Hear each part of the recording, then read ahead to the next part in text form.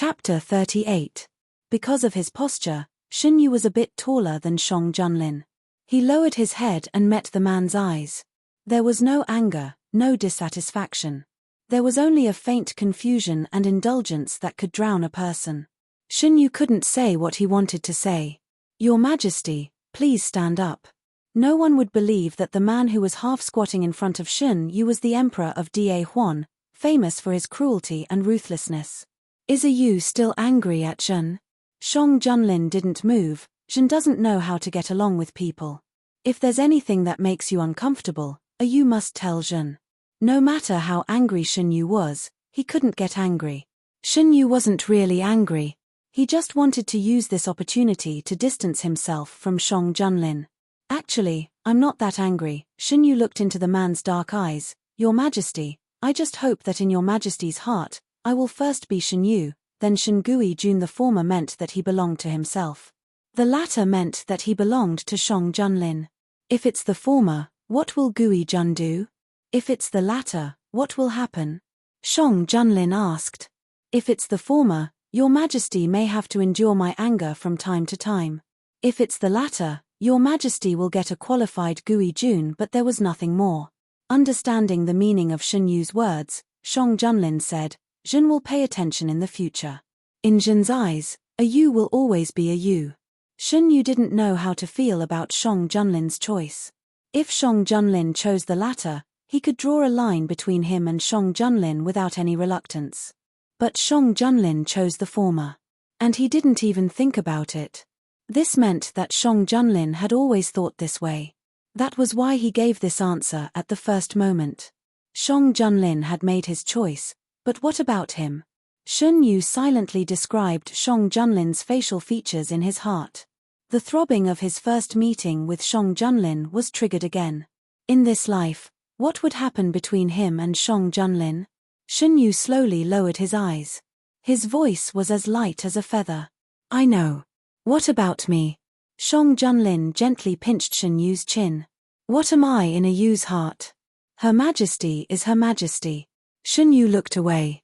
His Majesty was different from others and unique. "Your Majesty, can you get up now?" Xinyu moved to the side of the soft couch to make room for Shang Junlin. Shang Junlin moved from Liu Rushan to Xinyu's side and took the initiative to talk to Xinyu about the progress of Prince Huayu's matter. Prince Huayu is very cooperative. According to the list he gave, it has been confirmed that most of the princes are not of the late emperor's blood. There are still some princes who are not of the late emperor's blood. Speaking of his biological father being cuckolded, Shang Junlin's tone didn't fluctuate at all. He didn't have any brotherly feelings for the late emperor's children. It's been decades. It shouldn't be easy to confirm.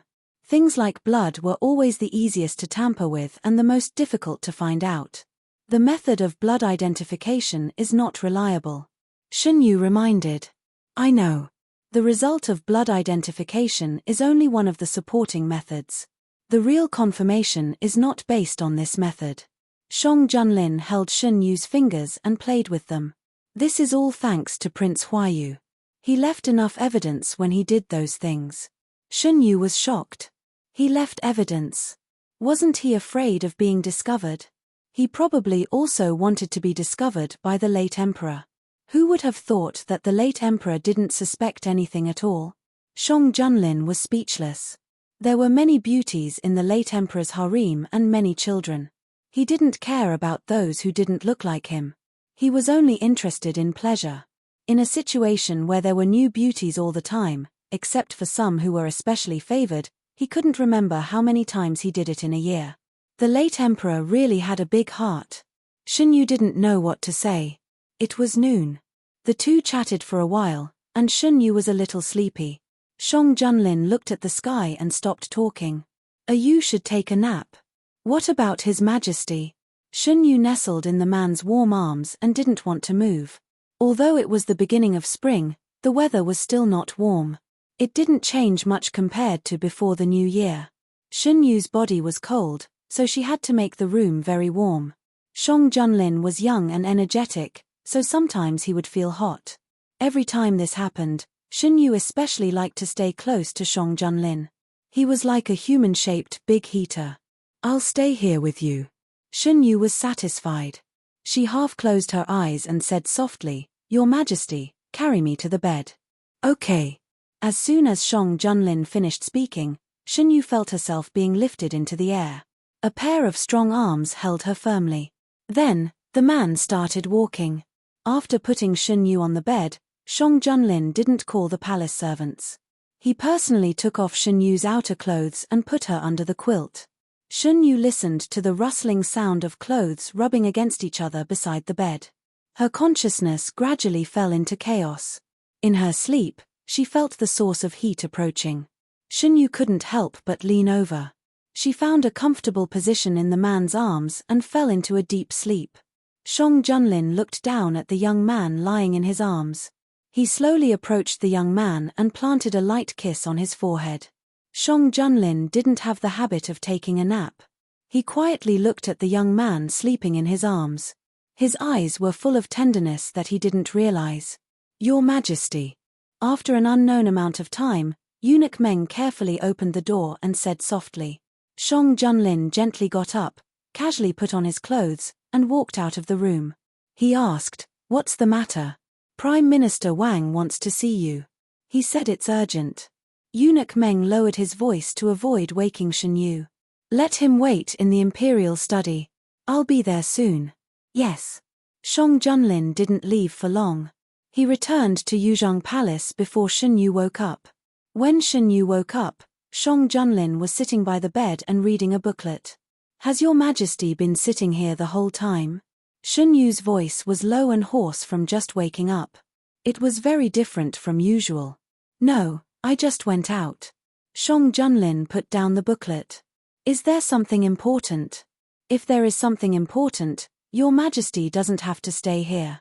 Shen Yu sat up and slowly began to put on her clothes. It's about Prince Huayu. The Prime Minister said that he found some men who are suspected to be the fathers of the former princes. This was the reason why Prime Minister Wang had entered the palace to seek an audience. They had all tacitly agreed that the people who had cheated on the previous emperor were no longer around. When they suddenly found out that those people were still alive, they didn't know how to continue.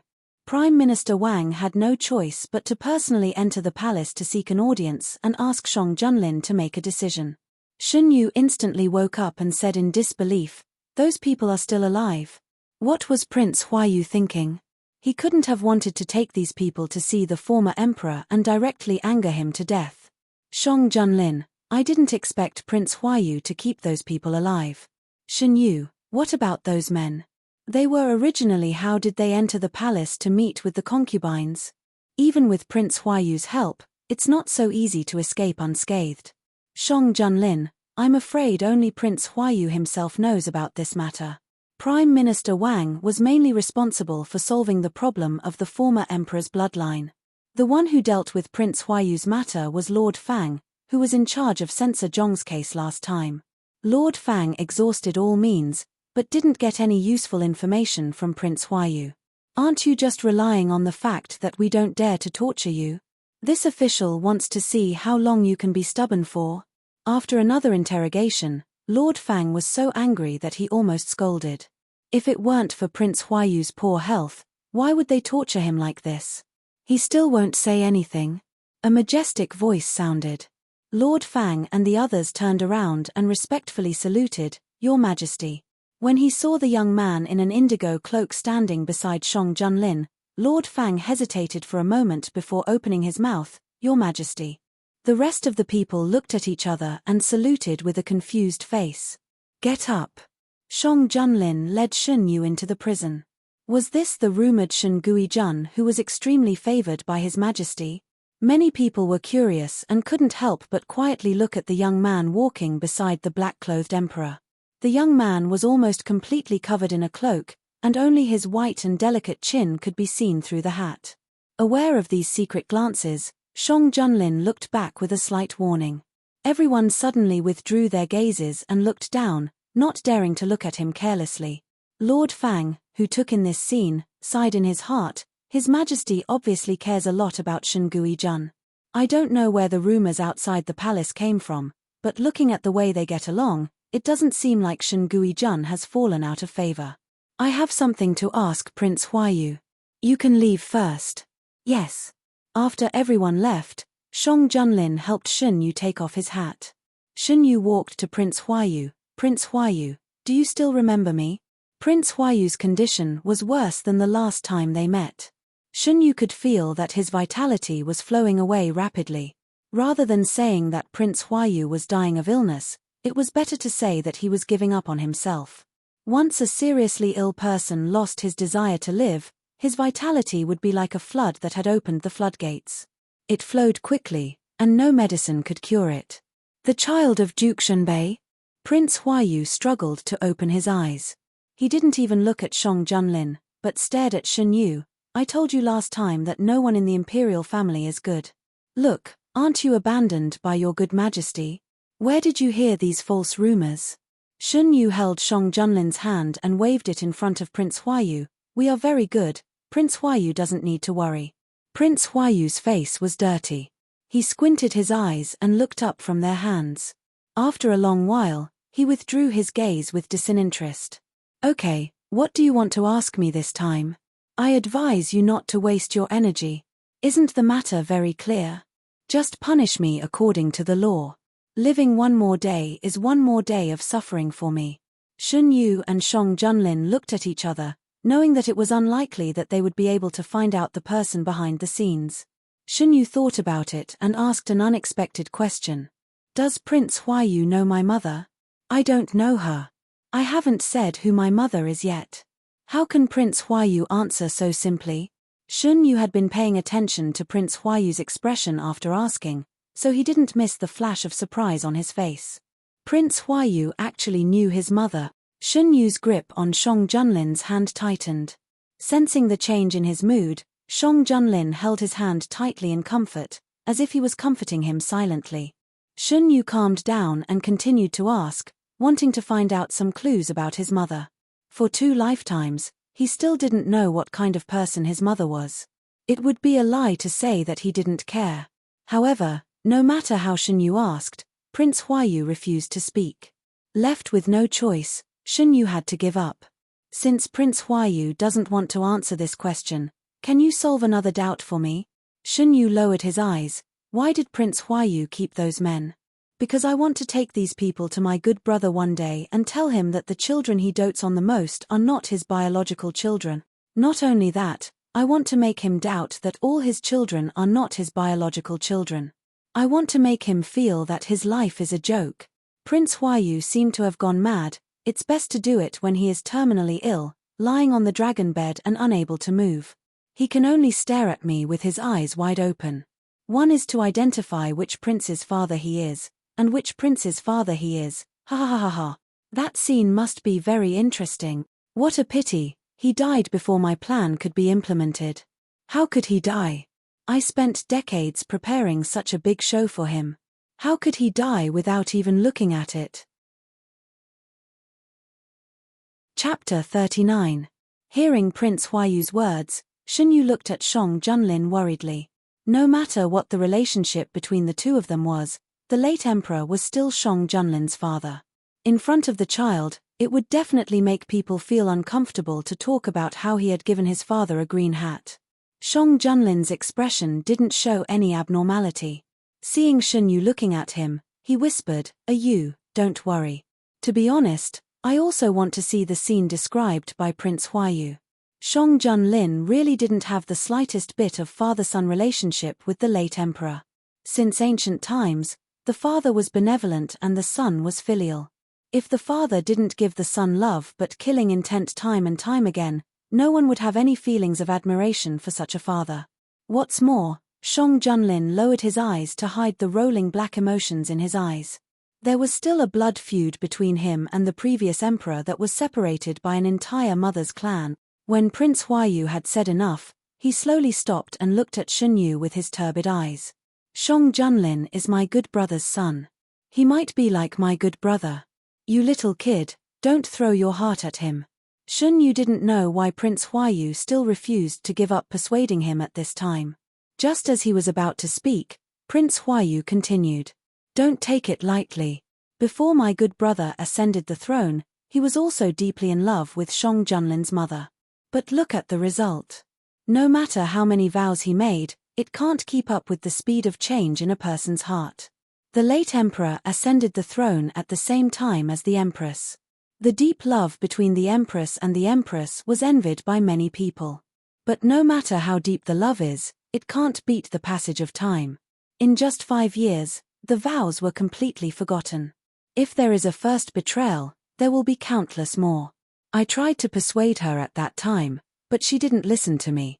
She plunged into the carefully woven gentle trap and dragged the whole family down. Are you done, Prince Huayu? Shang Junlin's cold voice sounded. Half of that person's blood flows in your veins. Do you really think you can escape the shackles of your bloodline? Take a look at the children left behind by the late emperor. Which one of them didn't harm others? Don't think that I'm trying to scare you. Nature is something that can't be changed. In the blood of the Shang clan, there is a sense of fickleness. What about Prince Huayu? Haven't you not changed after all these years? People are people. It's because we can restrain our nature. A normal person knows what to do and what not to do. People who don't know how to behave shouldn't use nature as an excuse. Shun Yu disagreed with Prince Huayu's words. Your words are interesting, perhaps.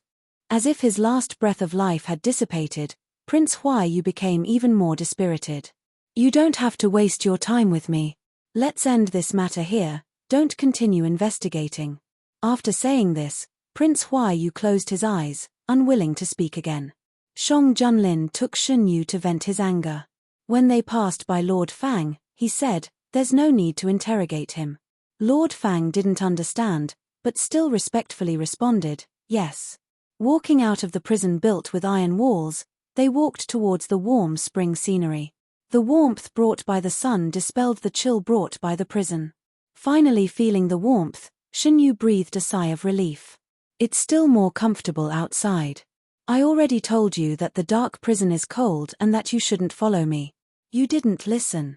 If I didn't go, Prince Huayu definitely wouldn't say anything. Your Majesty, Prince Huayu seems to really know my mother. Finally finding a clue, Shun Yu didn't want to give up.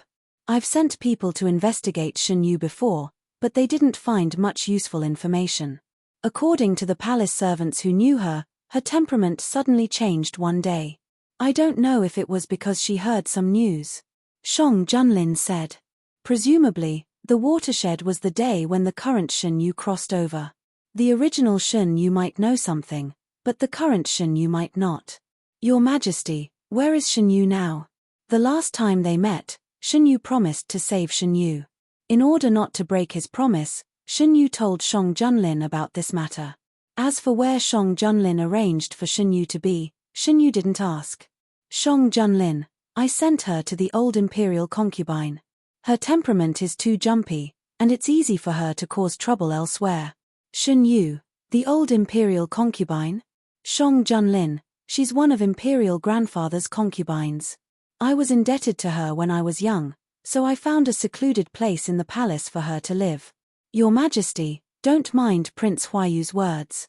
Shun Yu stopped and grabbed Shang Junlin's hand. According to Prince Huayu's words, my father is like Duke Shunbei. Do you think I'm the same as Duke Shunbei? You and Duke Shunbei are naturally different. Shang Junlin answered without hesitation. In his eyes, Duke Shunbei couldn't be compared to Shun Yu's finger. So, Your Majesty is also different from the late emperor. Shun Yu didn't want Shang Junlin to be traumatized by Prince Huayu's words. Your Majesty is only Your Majesty.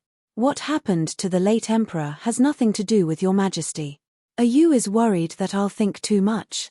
Shang Junlin gently clasped Shun Yu's hand in his palm. Don't worry. I already know what kind of person the late emperor is, and I won't allow myself to be like him.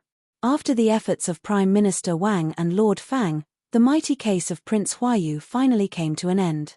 The ministers had a fierce quarrel about whether to announce the truth of Prince Huayu's case to the public.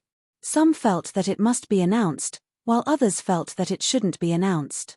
After all, it was related to the royal family's reputation. If it was announced, the royal family's deterrence would be greatly reduced, which was extremely detrimental to the stability of the royal family's regime. Shang Junlin was annoyed by their quarrel, so he simply announced that the court was dismissed. Your Majesty. After the court was dismissed, Prime Minister Wang asked to see him alone. How should we deal with those men? Shang Junlin. Prime Minister, what do you think?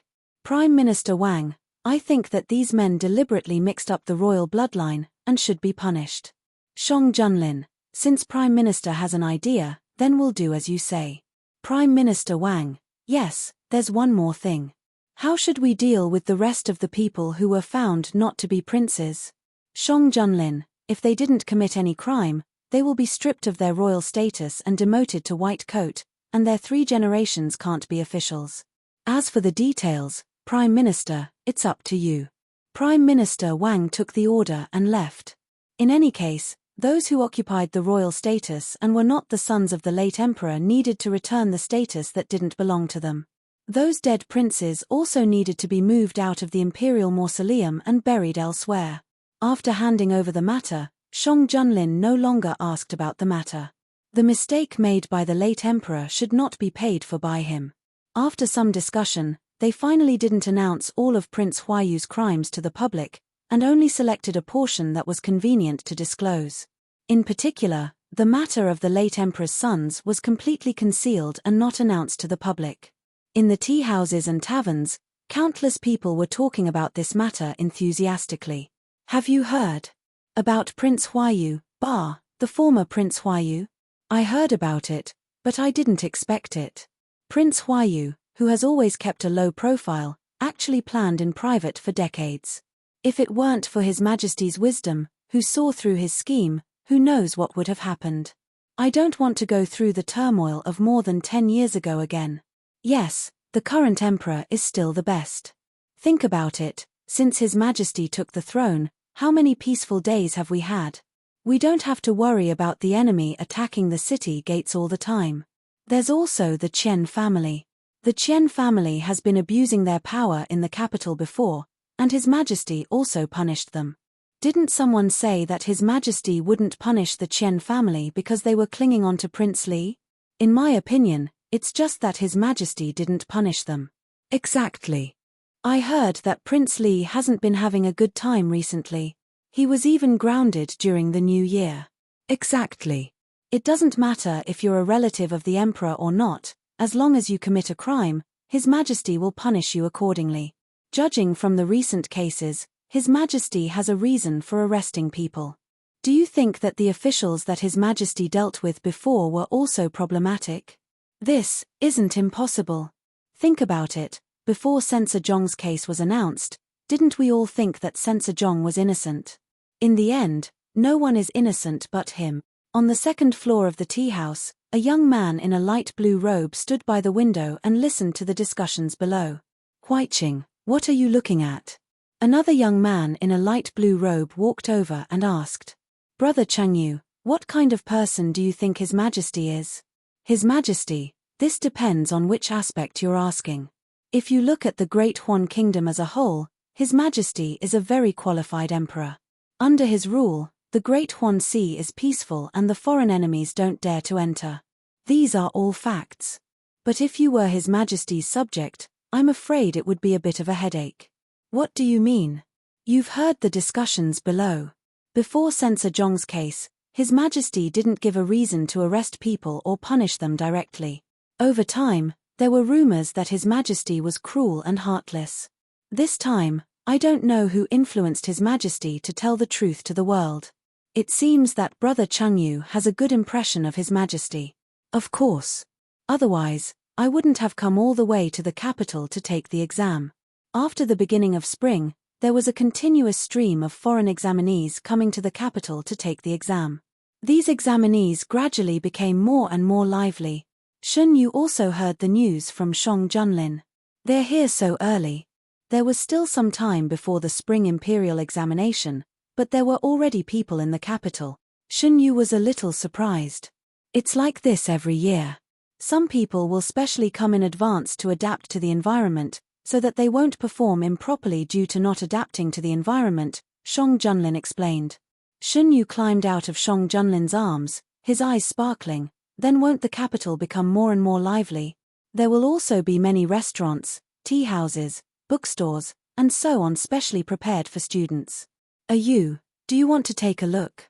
Looking at Shun Yu's sparkling eyes, Shang Junlin couldn't help but laugh. Shun Yu hurriedly nodded. If I miss this opportunity, I'll have to wait another 3 years for the next one. Your Majesty tilde. Shun Yu deliberately dragged out the last syllable, like a hook that tickled people's hearts. Shang Junlin pressed down the hand that was messing around on his shoulder and gently squeezed it. I took the initiative to bring you out. Didn't you say you wanted to go to the countryside last time? Let Mu Shi pack a few sets of clothes. We'll stay outside for 2 days. The unexpected joy came too quickly. Shun Yu's eyes were full of shock. So your Majesty has been busy with this matter these days? I've wronged your Majesty. Shang Junlin smiled and approached. Then, how do you want to express your gratitude? How about giving me a kiss? Chapter 40. Is that so? Shun Yu quickly leaned forward and pecked Shang Junlin's face. Before Shang Junlin could react, Shun Yu had already retreated to his original position. This time, it was Shang Junlin's turn to be stunned. He just casually said it and didn't really want to take the opportunity to make Shun Yu do anything. Between him and Shun Yu, he was almost used to being rejected 8 or 9 times out of 10. Shang Junlin didn't even have time to react before the kiss ended. Shang Junlin's expression was stiff as he looked at the young man beside him. Shun Yu was still wearing light-colored clothes. Because they were indoors, he didn't wear a cloak with a fur collar. His palm-sized face seemed to be shining under the sunlight, and his eyes flashed with craftiness. Shang Junlin was helpless. At this time, how could he not understand that Shun Yu did it on purpose? He knew that Shun Yu didn't mean that, and the kiss he wanted wasn't a light touch on the cheek. However, he said a kiss, and Shun Yu really only kissed him once. He said that he had done it, and he had indeed done it, but it made him feel empty. I've done what your Majesty wants. Your Majesty, you can't use this matter to make me do anything next time. Shun Yu blinked with an innocent face. When have I ever made things difficult for you? Shang Junlin raised his eyebrows slightly. Last time, I clearly said that I didn't want to do it, but you still didn't let me go. There was a reason why Shun Yu didn't agree to Shang Junlin's request. Shang Junlin had been going on for too long and refused to stop when he asked him to stop. After that time in the bathhouse, Shang Junlin occasionally wanted to move, but Shun Yu didn't agree when he thought about the consequences of that time. Why is your Majesty so vengeful? Shang Junlin pinched Shun Yu's finger suggestively. As if he had lit a fire, his fingertips began to burn. Shun Yu silently retracted his fingers. He tried to escape, but the man held him even tighter. Shun Yu looked up and saw that the man's face was serious. Only the dark color in his eyes revealed his true thoughts. If this continued, who knew what would happen? Shun Yu stood up from the soft couch as if he was scalded. I suddenly remembered that the kitchen prepared some new snacks. I'll go see why they haven't been served yet. Shang Junlin looked at Shun Yu's slightly flustered back and laughed. The man's gaze was so intense that it was impossible to ignore it. It wasn't until he stepped out of the door that feeling disappeared. Why did Noble Lord come out? Seeing Chen Yu come out, Eunuch Meng, who had been waiting outside the door, was surprised. Most of the time, in order to be alone with Shun Yu, Shang Junlin didn't let the palace servants serve him in the room. Shun Yu wasn't used to being surrounded by palace servants all day long, so he agreed with Shang Junlin's approach. I came to see if the snacks that the kitchen said were ready. Shun Yu didn't show any panic on his face. Is your Majesty talking about the new snacks developed by the kitchen? It's already ready. It's just that I didn't want to disturb your Majesty and your Majesty, so I asked them to wait first. Let them serve it. Your Majesty is hungry. Shun Yu mercilessly put the blame on Shang Junlin. Eunuch Meng didn't suspect anything and went to give the order. After staying outside for a while, Shun Yu felt that he had calmed down. Then, he turned around and entered the room. Shang Junlin didn't move when he left. When he saw Shun Yu come in, the smile in his eyes deepened. Your Majesty, the people from the kitchen will be here soon. Shun Yu reminded Shang Junlin that there would be outsiders coming soon, so he shouldn't act recklessly like before. What does your majesty think I was going to do? Shang Junlin looked at Shun Yu with interest. Knowing that the people from the kitchen would be here soon, Shang Junlin wouldn't act recklessly. Shun Yu became bolder. Your majesty, do you want to kiss me? Hug me? Or me? Shun Yu said the last few words in a very low voice, but Shang Junlin still heard every word clearly. He put down the book in his hand, stood up from the soft couch, and approached Shun Yu step by step. Oh, it seems that your majesty is very clear about my thoughts. Does your majesty intend to satisfy me? The man approached with a biting cold aura, as if he had released the restraint of the beast in his heart, and the sense of invasion came to him. The man's breath was getting closer and closer. Shun Yu had to reach out to the man's chest to stop him from getting closer. Shang Junlin lowered his head. His hot breath lingered on the sensitive skin of Shun Yu's neck, causing him to shiver. Your majesty, someone is coming. Shun Yu's voice suddenly stopped. He could feel something warm gently touching the side of his neck. It was Shang Junlin's lips.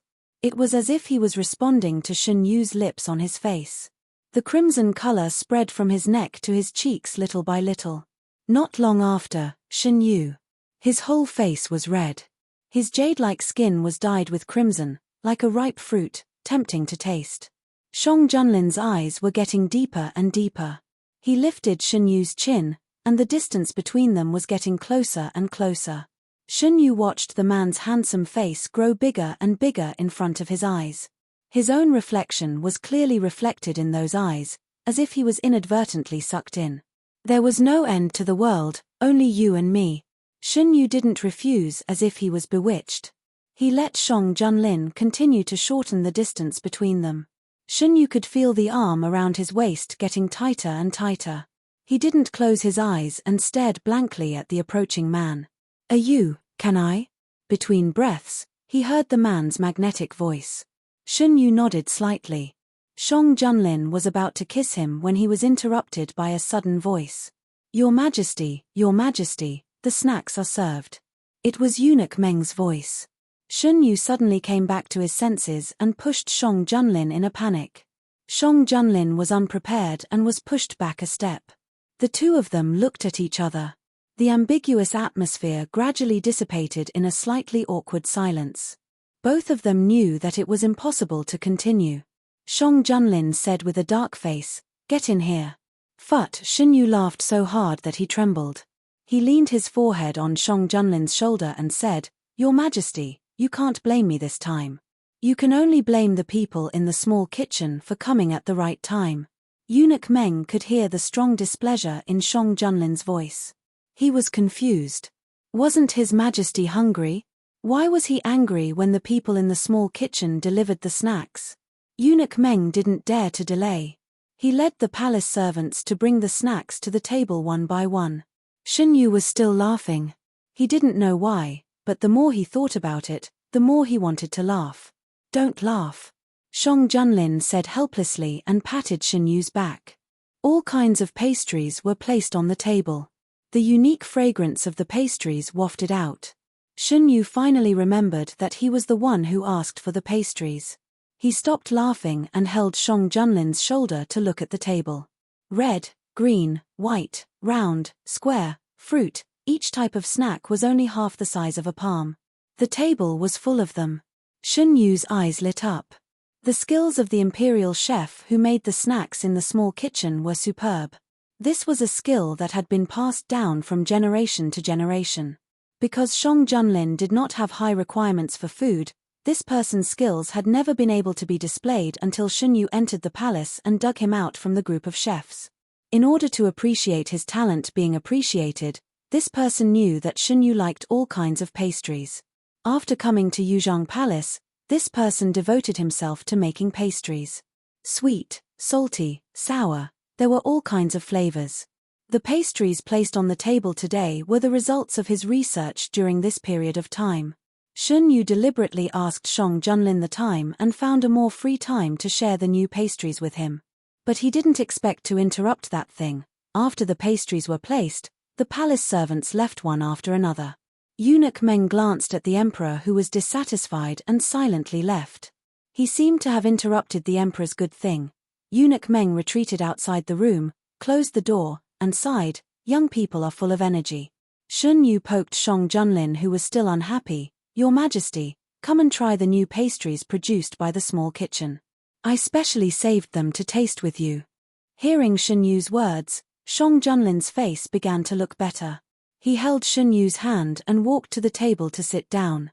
Although the kiss he wanted was interrupted, Shun Yu still thought of him in everything, even sharing his favorite pastries with him.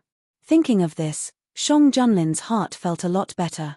Shun Yu's soul had already been hooked by the sweet fragrance of the pastries. As soon as he sat down, he couldn't wait to pick up the chopsticks and put a piece into his mouth. "Oh, delicious. Eat slowly, there's still a lot." Shang Junlin wiped the sugar stains from Shun Yu's mouth and looked at Shun Yu attentively. He didn't move his chopsticks. Perhaps because he needed to drink bitter medicine all year round, Shun Yu was obsessed with sweets. After Shang Junlin knew his preference, he ordered Eunuch Meng to find the imperial chef who was good at making sweets in the palace and send them to Yuzhong Palace to make different kinds of sweets for Shun Yu every day. However, the amount of sweets he could eat every day was strictly limited. Eating too much sweets was not good for the body, so Shun Yu could only satisfy his cravings every time. There were very few opportunities like today where he could eat freely. It was all thanks to Shang Junlin. If Shun Yu didn't have an idea and said that he wanted to taste the new products with Shang Junlin, he wouldn't have such an opportunity. "Your Majesty, try it too." Seeing that Shang Junlin didn't have anything in front of him, Shun Yu was about to put the pastries into his mouth. His chopsticks turned a corner and put the soft pastries into Shang Junlin's bowl. Because of what happened just now, Shun Yu felt a little guilty. He didn't want Shang Junlin to have psychological reasons for tasting the pastries because of this incident. He wanted to make up for it. While eating, he paid more attention to Shang Junlin. As Shun Yu tasted the pastries, he put more pastries into Shang Junlin's bowl. Because his attention was captured by the pastries, he forgot to change the serving chopsticks. Shang Junlin looked at the pile of pastries in his bowl and didn't remind Shun Yu that he didn't change the serving chopsticks. He slowly ate the pastries one by one. As expected, Shun Yu ate until he was full again, even though most of the pastries on the table went into Shang Junlin's stomach. In order to help with digestion, Shang Junlin took Shun Yu outside for a walk. Winter passed and spring came. The green tips of the grass grew, the withered trees sprouted new buds, and some plants that didn't fear the cold had already bloomed beautiful flowers. Shun Yu ate to his heart's content and was in a particularly good mood. He supported his waist with one hand and slowly moved on the path. Shang Junlin took care of his speed and walked slowly beside him. Shun Yu looked at Shang Junlin, who was holding his waist, and then looked at himself, who was supporting his waist with one hand. "Phut!" He laughed out loud. "What are you laughing at?" After feeding Shun Yu, Shang Junlin's mood had completely changed from gloomy to sunny. "Your Majesty, don't you think our posture is very..." Shun Yu stopped. A little strange." "What's strange?" Shang Junlin also stopped with one hand still supporting Shun Yu's waist. "Your Majesty, look at me." Shun Yu straightened his back and touched his belly. "Do I look like I'm pregnant with Your Majesty's baby?" Chapter 41. Shang Junlin. Gui Jun is always full of surprises. Although he said that, Shang Junlin couldn't help but think along with Shun Yu's words. If Shun Yu was really pregnant with his child, Shun Yu had only said it casually. After he finished speaking, he didn't care about the waves his words had caused in Shang Junlin's heart. He rubbed his faintly swollen belly and continued walking forward. The weather gradually warmed up. People who had been cooped up in their homes for the entire winter walked out of their homes and called their friends. Not only the commoners, but also the aristocratic families. Prince Li finally handed over his power and entered the palace on a sunny afternoon. After handing over the items that represented his status as a prince, Prince Li felt his entire body relax. He stood opposite Shang Junlin and finally found some sense of the old days. "I have been reflecting on my actions these past few days.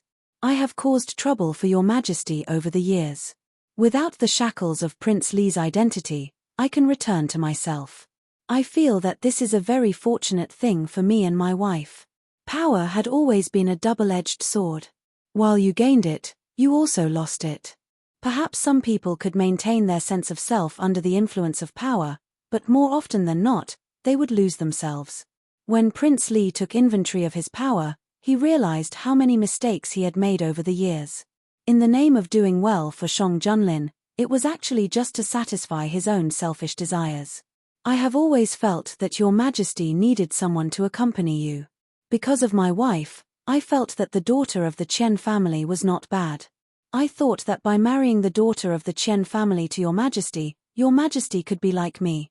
Actually, in the beginning, Prince Li wanted to marry his niece to Shang Junlin not because he wanted the Chen family to rise to a higher level. He simply wanted Shang Junlin to have someone he could support by his side.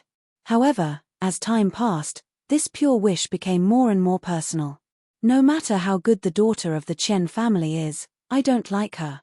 Shang Junlin calmly stated the truth. I know. I am just glad that Shen Guijun, who entered the palace by accident, is someone who can stand by Your Majesty's side. Emotions have always been uncontrollable.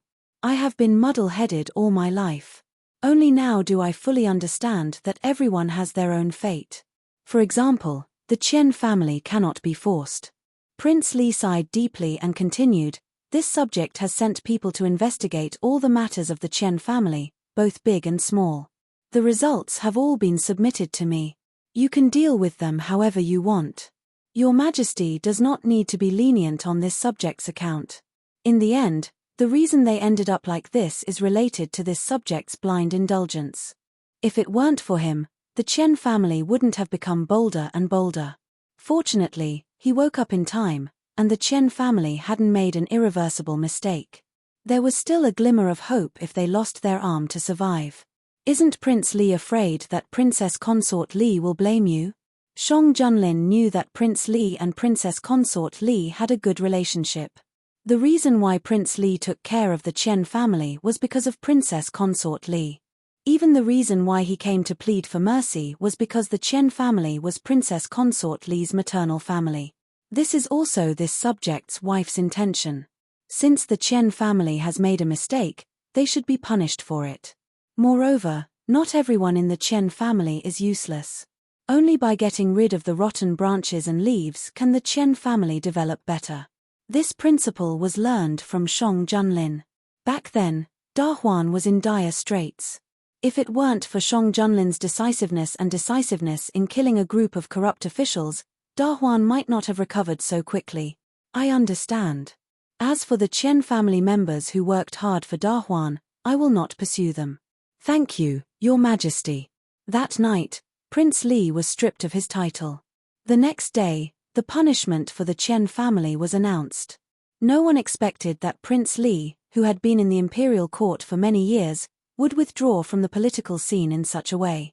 There were very few people who knew about the private conversation between Prince Li and Shang Junlin. Shen Yu was one of them. He knew because Shang Junlin told him. Shang Junlin did what he said. All the members of the Chen family who committed crimes were punished according to the law. Those who were clean were not stripped of their official positions. They were still loyal to their posts. It was unknown if Prince Li and the Chen family said something in private, but the Chen family quietly accepted this result. What happened to the girl from the Chen family? After listening to Shang Junlin, Shen Yu was curious. That girl was close to Princess Consort Li. Her father and brother both made mistakes. She couldn't stay in the Chen family anymore and was taken away by Princess Consort Li. Because of Prince Li, Shang Junlin paid more attention to the Chen family. Shen Yu, Your Majesty, have you met this Aunt Chen? Mother. Prince Li wanted to matchmake you too. You should have met before. I have, but it was a few years ago. Shang Junlin glanced at Shen Yu's expression. Seeing that his expression didn't change, he suddenly had an indescribable feeling in his heart. Shen Yu, Your Majesty, you haven't seen her since. What kind of girl is she? Shang Junlin, I haven't seen her since I knew what Prince Li was planning. Why do you suddenly care so much about this girl from the Chen family? Shen Yu, I'm just curious. What kind of niece-in-law is the most qualified in Prince Li's eyes? Shang Junlin didn't know which word hit the nail on the head, but the unknown emotion in his heart dissipated. He picked up the teacup and took a sip. You don't have to worry. In my heart, no one can compare to you. Shen Yu. How did the topic suddenly change to this? Shen Yu ignored Shang Junlin's sudden inexplicable words and asked, "Shouldn't your majesty release the vassals? Why did your majesty suddenly bring up this topic? Did someone ask your majesty for help?" Shang Junlin slightly frowned. Shen Yu nodded. "Several of the prince's families came to me. Your majesty, don't worry, I didn't promise them anything." "Oh, right, I didn't accept the generous gifts they prepared." Shen Yu finished speaking and added slowly, "If your majesty likes them, just accept them. You probably know what to do. It's time to let them go." Shang Junlin thought. It's not good to keep the vassals in the capital. 2 days ago, there were already ministers who mentioned this matter. The spring imperial examination is just around the corner. If they continue to keep them here, I'm afraid it will cause more trouble. With Shang Junlin's permission, Shen Yu asked Mu Shi to send a message to the vassals' families who have been waiting for news. Shen Yu didn't say anything to Shang Junlin. Although he didn't promise those families, he didn't refuse them in one breath. Instead, he gave them a chance to ease up, just for now. Why did Gongzi refuse to accept the generous gifts sent by the prince's families last time, but this time, he hinted them to prepare a generous gift? Mu Shi didn't understand. Her Gongzi's small warehouse was almost full. What's more, if Gongzi wanted something, he just needed to tell His Majesty, and someone would send it to him immediately. Why did he have to accept bribes and let people talk about him? I said it in front of His Majesty. Don't worry, even if you want to harvest wool, you can't harvest His Majesty alone, right? Don't look at those vassals who shrink their necks in the capital. It's because they are afraid that His Majesty's guillotine will fall on their heads. When they return to their fiefdoms, they will only be more powerful than the other. Their warehouses are rich. Mu Shi didn't understand, but she passed on Shen Yu's message. When the family members got the reply, they returned to their temporary residence. The vassals who had been waiting in the residence came to greet them. How is it this time? Did your majesty agree? They had no other choice but to find Shen Yu. They used all their power and asked the ministers to write a letter. Shang Junlin just pretended not to see it. Originally, they wouldn't have been so anxious. Who knew that Prince Huayu's incident would happen first, and then Prince Li's incident would happen not long after? That was Prince Li, a prince who had made great contributions to Shang Junlin's ascension to the throne. He was deposed just like that. Who knew if it would be them who would be deposed if they stayed any longer? There were a few people who had small ideas in their hearts. After experiencing this series of events, they suppressed their small ideas that they didn't dare to say out loud. They didn't dare to let them come out again in a short period of time. It was also because Shang Junlin didn't make any big moves in the past few years that they had some ideas that they shouldn't have. After what happened during this period of time, they suddenly realized that Shang Junlin was still Shang Junlin. He was the god of death who dared to directly lead troops to attack the capital. Under the anxious gaze of their prince, the family members said Shen Yu's intention. Fortunately, if he really didn't want anything, we would have to worry even more. Since he accepted the things, he will naturally do things for us. Quickly, prepare the things your majesty likes and send them to Yuzhang Palace. After listening to the retelling, the kings breathed a sigh of relief. The most difficult people to deal with in this world were always those who had no desires and no demands. Only when there were demands, it was easier to control them. Unknowingly, they had categorized Shen Yu as someone who was greedy and easy to manipulate. Shen Yu wanted this effect. Before Shang Junlin had completely dealt with these vassal kings, Shen Yu had already counted on earning some extra money from them. Mu Shi was surprised to find that after conveying the news that Shen Yu liked all kinds of treasures, the attitude of the king's family members towards her became more enthusiastic. Without letting Shen Yu wait, the kings quickly prepared a big gift. Sending it to Yuzhang Palace was too eye-catching, so Shen Yu found a manner. In the early years of the abandoned village, he let them send the things over. At the same time, he also told them the specific time of the king's departure. You tell them that they should have stayed a little longer, but thanks to me pestering His Majesty for a few days, His Majesty finally relented and chose such a short date. She did as she was told. After everything was done, Shen Yu happily waited to receive the money. What makes your Majesty so happy? Shang Junlin came over. Under the sun, Shen Yu's smiling face was very impactful.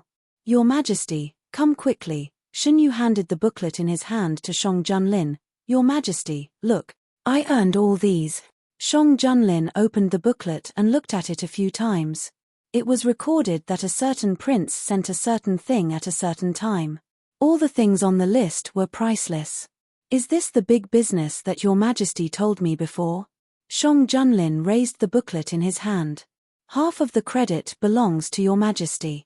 Your Majesty, don't worry, I won't take it all for myself. Half of it belongs to your Majesty. Shen Yu excitedly talked to Shang Junlin about the things sent by the kings. Look, this is a cloud-patterned jade pendant, carved from the best Hertian jade. And this is a red coral that is half a person's height.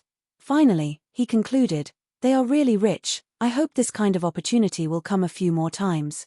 Shang Junlin laughed. Is your Majesty planning to empty their coffers?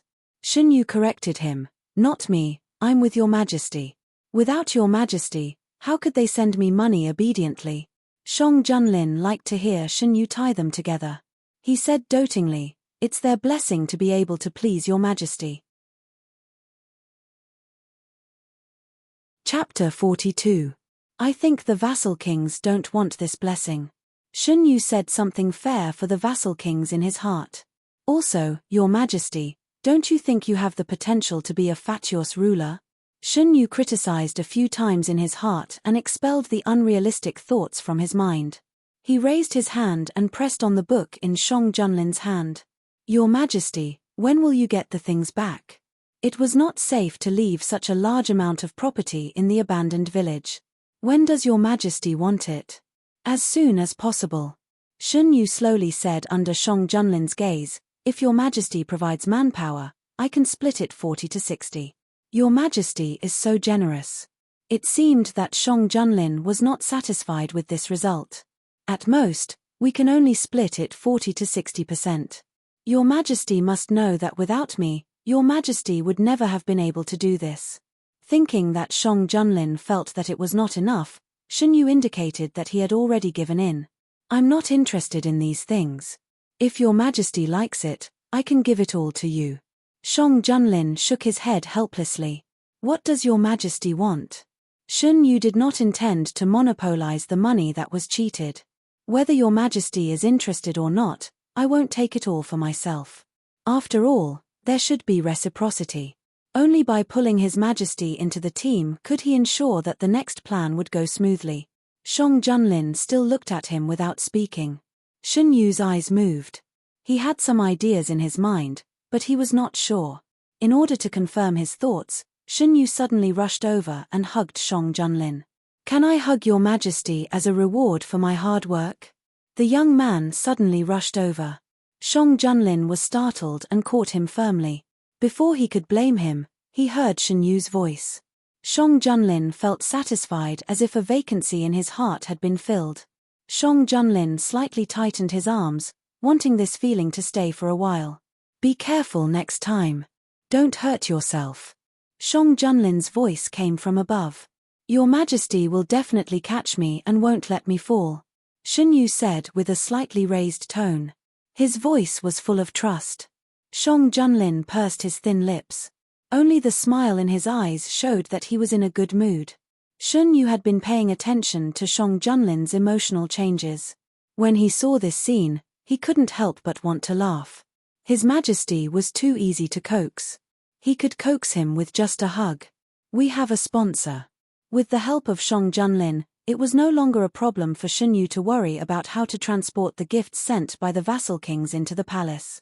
After handing over the matter to Shang Junlin, Shen Yu began to think about how to arrange his own forces. Although this life and his previous life had chosen a different path, Shen Yu didn't intend to really become a canary in the harem. No matter when, it was better to rely on oneself than on others. His people hadn't developed enough to be independent in the future. As for how to train these people, Shen Yu had the experience of his previous life, so it wouldn't be too difficult. It was just that some of the subordinates he was used to working with had not yet joined him. He needed to go to the village to see the situation first. The day of Shun Yu's rebirth was too coincidental. After hurriedly solving the matter of Shun Qingran and his son, it was time to enter the palace. Under the situation that the palace had sent people to the Hofu, he couldn't expose his trump card. So, he had been secretly contacting those people. Shang Junlin's actions were very fast. That night, the gifts sent by the vassal kings quietly appeared in Yuzhong Palace without attracting anyone's attention. Shun Yu had told Mu Shi in advance. When the gifts were sent, Mu Shi had already prepared an empty room to put these things. The gifts that were sent contained all kinds of rare and exotic treasures. Most of them were shiny gems, and some were exquisitely made porcelain. Shun Yu even found a whole box of gold. This was not on the list of gifts. Your Majesty, these uncles of yours are really rich. Shun Yu sighed. It seems that they really can't wait to leave. If not, how could they spend such a large amount of capital? However, I didn't expect that they would bring so much money to the capital.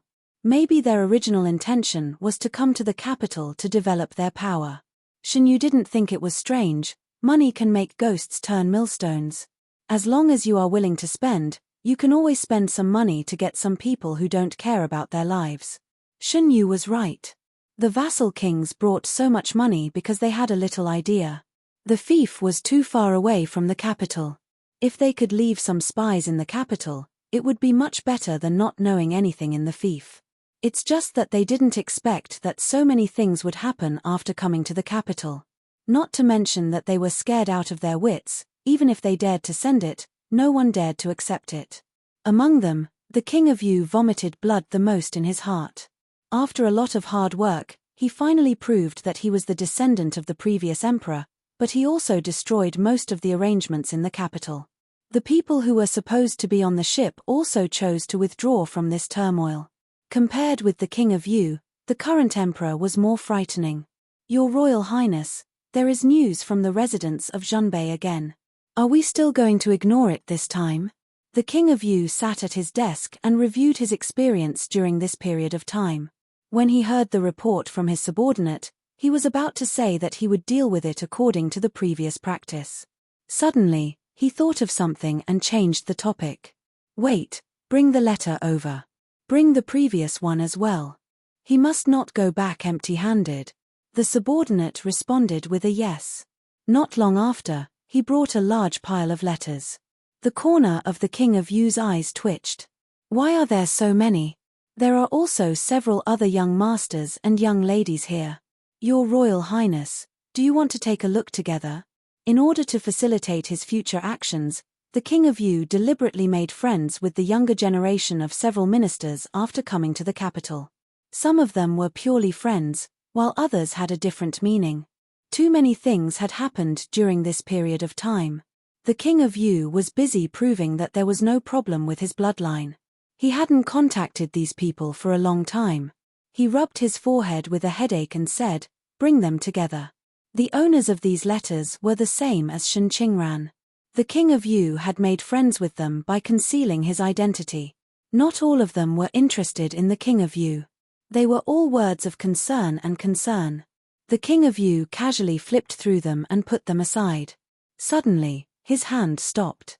At this moment, the letter in his hand was written by Shun Qingran. Ignoring the crooked handwriting, the King of Yu carefully looked at the contents of the letter. The more he read, the more solemn his expression became.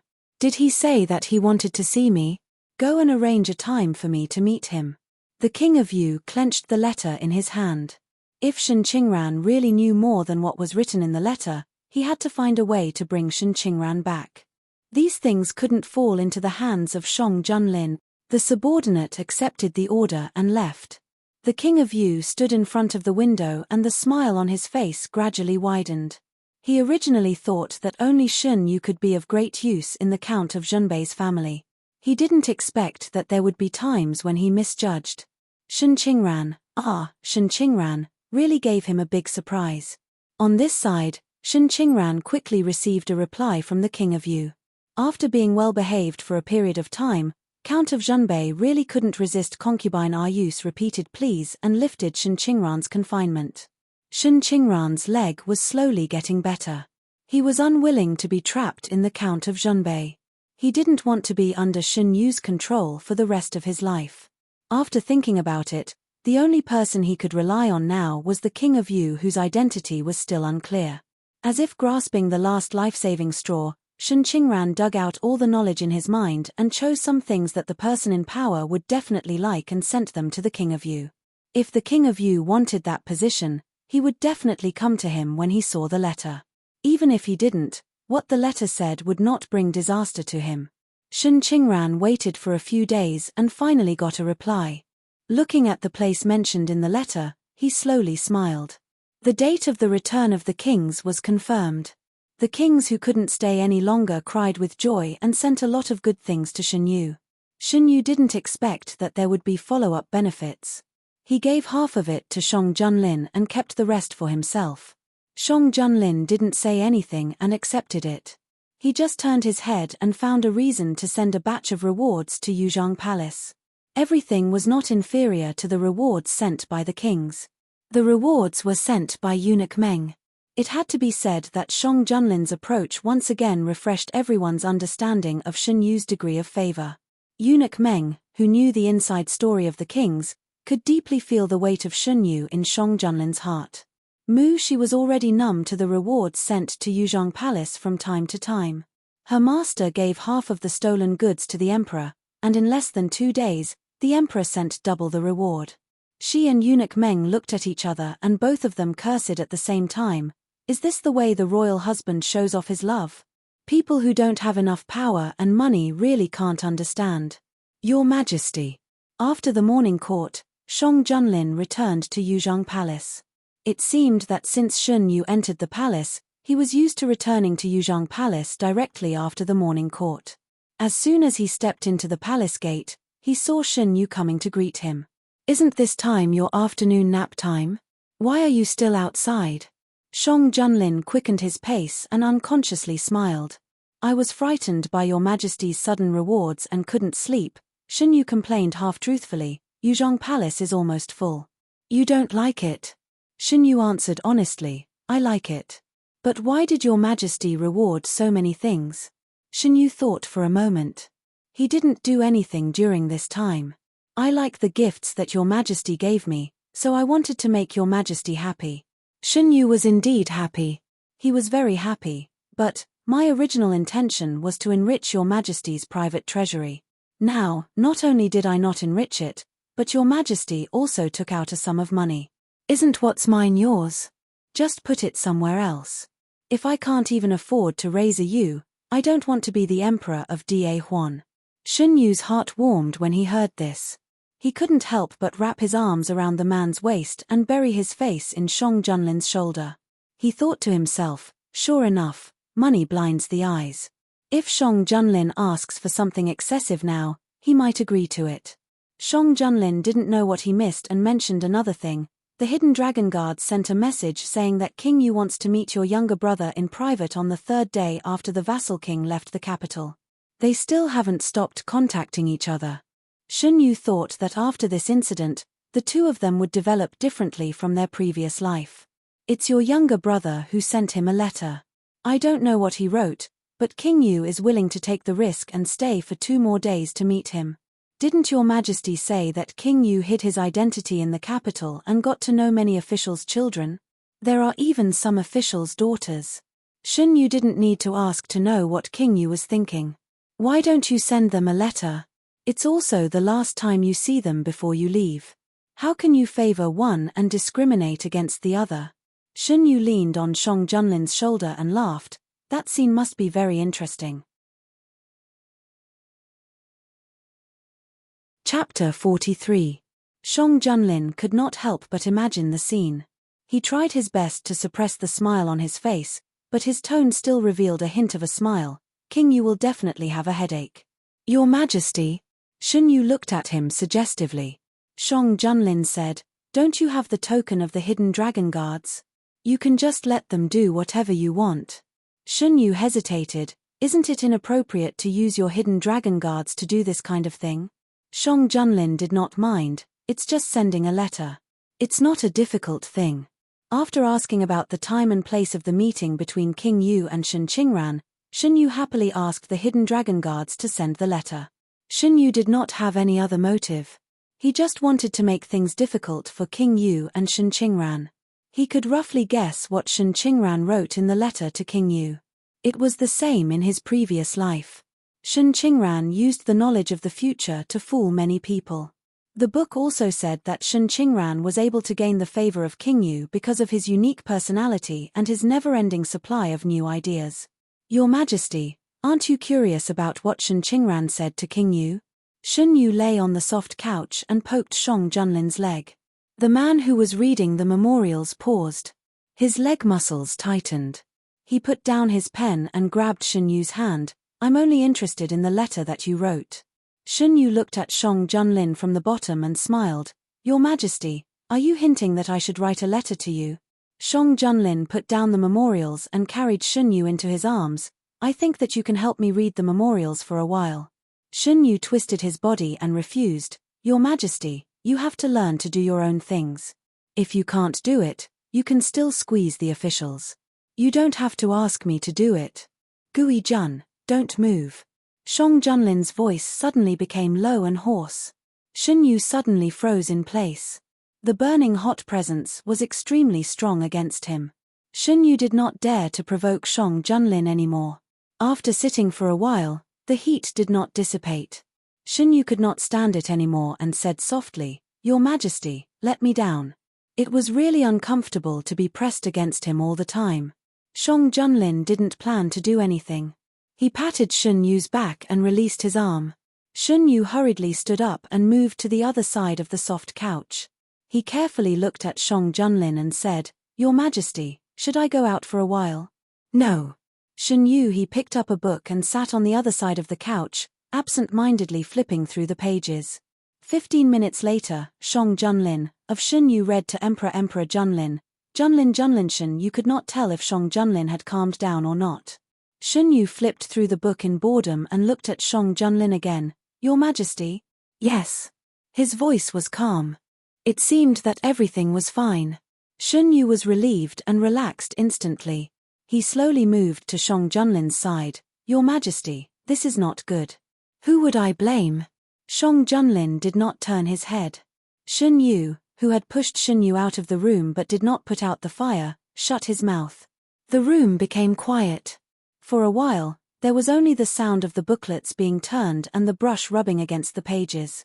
In order to take care of Shen Yu's body, the temperature in the room was very high.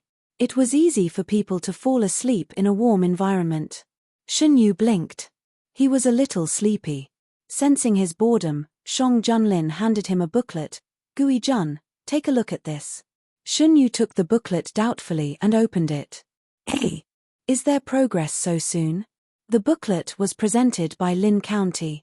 The excitement of the person who wrote it could be seen from between the lines. After Gui Jun gave the flood control method to me, I quickly ordered people to go to Lin County. According to the news from Lin County, the initial results have been seen. The problem in Lin County could not be solved overnight. Shang Junlin did not expect to see results immediately. He did not expect that in less than 2 months, there would be good news. Shen Yu's sleepiness immediately disappeared. He carefully read the contents of the booklet and sighed, it's really good. If it could be prevented in advance, it would not cause such a big loss like in his previous life. Soon, it was the day for the kings to leave. Unlike in the past, there were always people who refused to leave. This time, as soon as the sun rose, the kings packed their luggage and left in a hurry without waiting for others to send them off. More and more students came to the capital to take the exam. Those who got up early were lucky enough to see this scene. Why are they in such a hurry to leave? Aren't they going to wait? Some students who had just arrived were puzzled. If the time was not set to be today, the kings would have already left. Why is that? Ha ha ha, didn't you hear about what happened a while ago? Is that so? They are probably afraid that if they stay, they will end up like Prince Huayu and Prince Li after the kings left. the capital returned to its peaceful state. King Yu's carriage left with the crowd, but no one noticed that the real King Yu had changed his clothes and walked into a restaurant where students gathered. Shen Yu and Shang Junlin also disguised themselves and left the palace. In order to avoid being recognized, the two of them disguised themselves as students who came to the capital to take the exam. They came to the biggest restaurant in the capital, Enchanting Tower. The owner of this restaurant was very good at doing business. He knew the importance of reputation. During the spring imperial examination, he would receive students who came to the capital to take the exam at a very low price.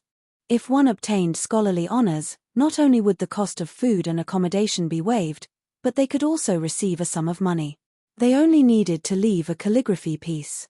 For this reason, many examinees were willing to stay here. After all, this restaurant had produced countless high school students. It was also good to get an auspicious omen.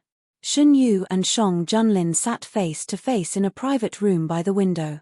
Listening to the endless introduction of the waiter, they gave a thumbs up. "Your boss is very good." That's right, the waiter was obviously very proud of his restaurant, not to mention other things. "Our dishes taste very good. During this time, you will definitely feel that the money you spent was worth it. What would you like to order?" After the waiter finished the introduction, he did not forget the business. "Give me a portion of your signature dishes." Shen Yu thought for a moment. "Do you have any delicious snacks?" "You've asked the right person. People who have tried our desserts say that they're superb. We have everything from sweet to savory. It can be said that there's no other restaurant in the entire capital that has more desserts than us." "Okay, then give us some sweet desserts. I want your most famous desserts." "Okay, please wait a moment. I will ask the kitchen to prepare it." The waiter wrote down one by one. "What about the drinks? What do you want?" This time, before Shen Yu could speak, Shang Junlin said, "No drinks." The waiter was stunned for a moment. He probably had not met a male customer who did not want to drink, but he quickly reacted and said with a straight face, "Yes." Shen Yu explained with a smile, "I am not in good health, so I can't drink these." "I understand. Please wait a moment." This time was different from the last time. Shen Yu had not experienced such a lively atmosphere for a long time. Junlin poured a cup of tea. He handed the teacup to Shang Junlin. "Your Majesty, how do you feel?" Downstairs, there was a hubbub of voices and endless discussions. They were immersed in the hubbub of the human world and integrated with this flashy world. Feeling the cool breeze blowing on his face, Shen Yu clearly realized that he had really returned to the past. Shang Junlin took a sip of the teacup. If you like it, you can come a few more times." "Then I will have to trouble a Lin to accompany me a few more times," Shen Yu said with a smile. "Without a Lin, it will be boring for me to be alone." "You want me to follow behind you to pay and carry things for you, right?" Shang Junlin mercilessly broke Shen Yu's lie. "Why is a Lin so clear?" Shen Yu held his chin with both hands. "If you want to carry things for me, you can just pick any palace maid to do it. A Lin is different from them." His Majesty, who was easy to coax, paid very quickly for the rest of the trip. Enchanting Tower was very fast. Even though there were many guests, they did not let Shen Yu and Shang Junlin wait for long. After about a quarter of an hour, dishes began to be served one after another. In order to maintain the reputation of the best restaurant in the capital, Enchanting Tower made every dish look, smell, and taste good.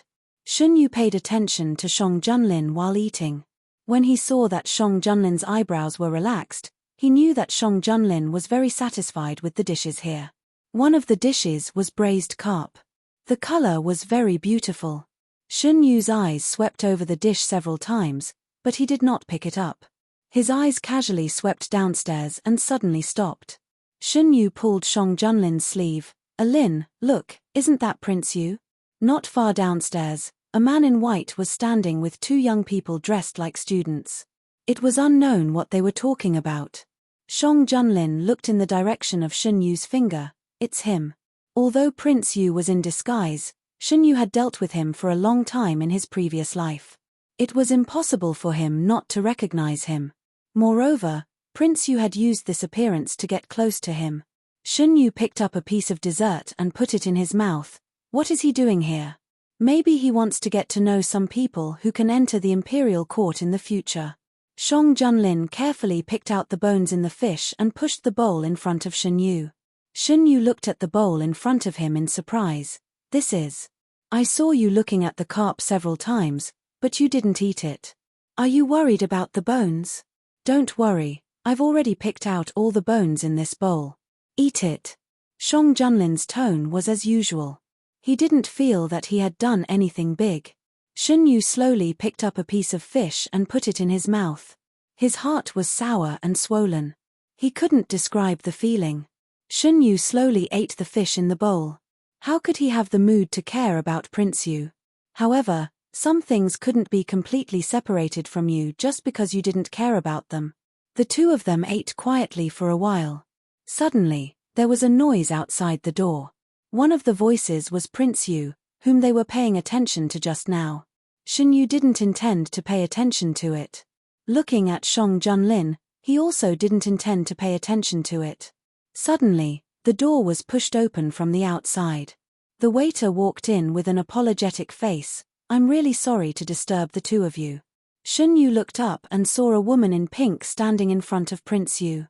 She was saying something in a stern voice. There were several women in gorgeous clothes around her. Two young people who were dressed like students stood aside awkwardly. They wanted to persuade her but didn't know how to. Shen Yu looked around the crowd. Unsurprisingly, he saw Shen Qingran, who was not far from Prince Yu. Shen Qingran was wearing light blue clothes. His head was lowered, so his expression couldn't be seen clearly. The woman standing in front of Prince Yu seemed to be angered by Prince Yu's words.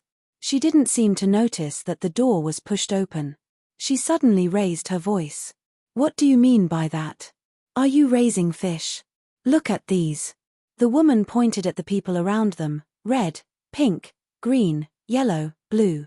Are you planning to collect all the colors and open a dye house? Chapter 44. Chen Yu couldn't hold back his laughter and hurriedly covered his mouth. He didn't want to interrupt such a good show. Sitting down beside Shang Junlin, Shen Yu lowered his voice and said, I didn't expect that the people King Yu provoked would be so eloquent. Opening a dye shop, ha ha ha, he must be so angry, ha ha ha. Shen Yu was laughing so hard that he could not stand straight. Shang Junlin had no choice but to hold his shoulders to prevent him from falling. Which family is this girl from? She is so talented. She is the only daughter of Lord Fang. Shang Junlin replied as he hugged the young man who was laughing in his arms. So she is from Lord Fang's family. Lord Fang is really good at teaching his daughter. Shen Yu gave high praise to Lord Fang. The good show was not over yet. The girl in pink was not willing to give up. King Yu was very annoyed. He only wanted to meet Shen Qingran in private. He did not expect to meet these people at the same time. During this period of time, the imperial court was in a state of panic. It was impossible for him to take the path of an official. If not, he would not have to find another way to get to know the children of these officials. People were always unguarded towards their own family members. King Yu had indeed obtained a lot of useful information from these people. After tasting the sweetness, King Yu used the same trick and got to know the children of a few important officials. Shang Junlin told Shen Yu the information that the hidden dragon guards had found. Shen Yu waved his hand and asked the waiter to bring a small plate of melon seeds. He said while eating, King Yu is really willing to spend money. He did not hesitate to use his body to entice them. Shang Junlin understood the meaning behind Shen Yu's words. He smiled slightly. Ah Lin, eat too. Shen Yu grabbed a handful of melon seeds and stuffed them into Shang Junlin's hands. He continued to hold the melon seeds and watched the show. Fortunately, they were in a room upstairs. There were not many customers. Most of the people surrounding King Yu were here to send him off after receiving the letter. No one knew that they would encounter such a scene after arriving. I don't want to listen to your excuses. Today, this lady will say it right here. You must give us an explanation, the pink-clothed girl said bluntly. The rest of the girls nodded their heads as if they had a common enemy. They had all been pampered since they were young. When had they ever suffered such grievances? If King Yu could not give them a satisfactory answer, it was obvious that this matter would not be easily resolved. Yu Wang Tudu, when he grew up and interacted with Master Fang's daughter, he quite liked her valiant personality. But when this kind of personality was directed at him, it was very unpleasant. The moment he stepped into the private room and saw the girl in pink, he knew that things were not going to be good. In fact, it was also the case. Before he could speak, the girl in pink asked a series of questions that made him speechless. If the woman in pink was alone, he could still think of a way to calm her down. Unexpectedly, there was more than one person in the private room. After losing the initiative, King Yu could only retreat step by step. Shun Yu nudged Shang Junlin with his elbow. How do you think King Yu will solve this crisis? Shang Junlin shook his head honestly. Then he thought of something and stared at Shun Yu with his eagle-like eyes. You know? Shun Yu was stunned for a moment and pulled back his attention from the battlefield. He smiled and said, I only have Lin. How can I have the luck to enjoy the treatment of King Yu? Shang Junlin withdrew his gaze and continued to peel melon seeds. King Yu restrained his impatience and comforted the pink-clothed girl in front of him. Let's go in first and talk about it, okay? I promise to give you an explanation. No need. Just here. I will leave after you explain it clearly. She disdained this kind of man who split his legs. Same for us. Several well-dressed girls nodded. When they first knew the truth, they were flustered. Fortunately, Miss Fang's words made them see the true face of the scumbag. There were thousands of men in the world. With their family background, how could they not find a good one? They just wanted to seek justice for themselves. The commotion was too big. Guests from other private rooms came out one after another to watch the fun. During this special period, most of the guests in Yingxing Tower were students from all over the country who came to the capital to take the imperial exam. King Yu's image was completely ruined in the eyes of the scholars. A new guest couldn't understand what was happening in front of him. He was puzzled. What happened? It seems that this man cheated several girls at the same time and they came to him at the same time. Oh, so many. It seems that there are more than just girls. Look over there, there are several handsome young masters. Feeling strange gazes from time to time, two students who were affected by the commotion pulled the corners of their mouths awkwardly and quietly retreated. They didn't want to get involved in this muddy water. In their hearts, they felt bad for King Yu. Their favorable impression of him also fell to the bottom. No matter how talented he was, he couldn't beat a bad character. They looked at each other and removed King Yu from the list of people they could get to know. Bathed in all kinds of ambiguous gazes, Shen Qingran clenched his fists. He couldn't understand why such a thing happened. He thought that he could have a meteoric rise after today, but in fact, he jumped from one abyss to another. More and more people gathered around and the discussion became louder and louder. King Yu's forehead twitched and he almost couldn't maintain the expression on his face. The girls who were cheated surrounded King Yu and didn't let him go. The girl in pink didn't care about the gazes of the outside world. She wanted to seek justice for herself and the girls who were also cheated. Shun Yu watched with great interest. In order to have a better view, he pulled Shang Junlin to the door and mixed into the crowd. The sound of Shun Yu eating melon seeds attracted the attention of the people around him. Feeling the gazes from time to time, Shun Yu generously reached out his hand. Do you want some? A student in green took a small handful of melon seeds from Shun Yu's hand. Shang Junlin's eyes fell on the student in green like a shadow. No matter how big the student in green was, he couldn't bask in such a gaze and eat melon seeds. He had to whisper to Shun Yu, how should I address you too?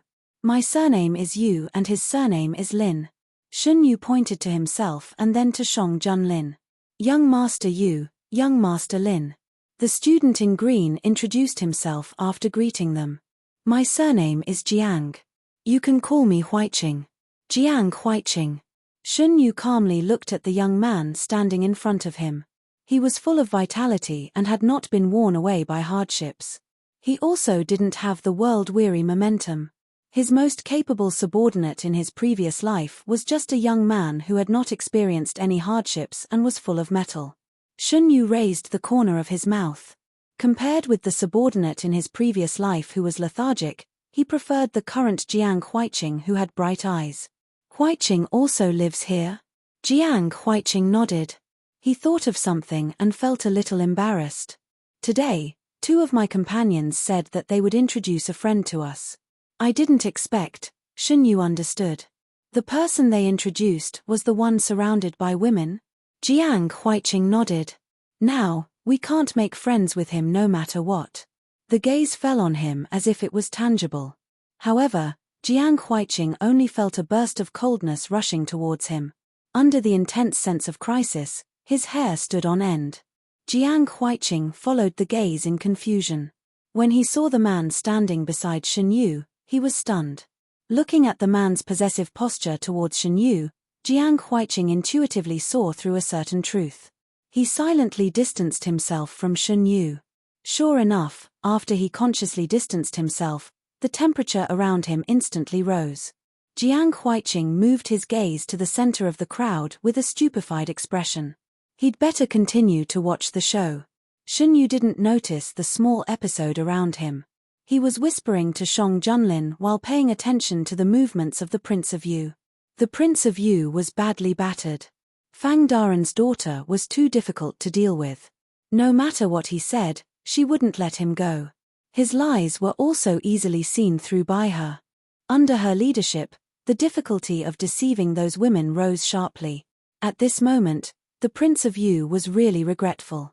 If he had known, he wouldn't have allowed Fang Daren to be used by the Emperor to hook up with Fang Daren's daughter. Not only did he fail to get any information, but he also got himself into trouble. This woman is really amazing. Jiang Huiqing couldn't help but sigh. With just a few words, she forced that man to be utterly defeated. Ordinary men can't be so clear and logical. Xunyu nodded in agreement. The Prince of Yu had kicked an iron plate this time. Shang Junlin bent down slightly and moved closer to Xunyu's ear. He lowered his voice so that only the 2 of them could hear. Fang Daren's daughter is really not inferior to men. His warm breath sprinkled on her sensitive earlobe. Xunyu trembled and her earlobe gradually turned red. Her white jade seeped into the crimson color. Shang Junlin's eyes darkened and he felt his teeth itch. He couldn't help but move closer. Xunyu only felt pain in her ear.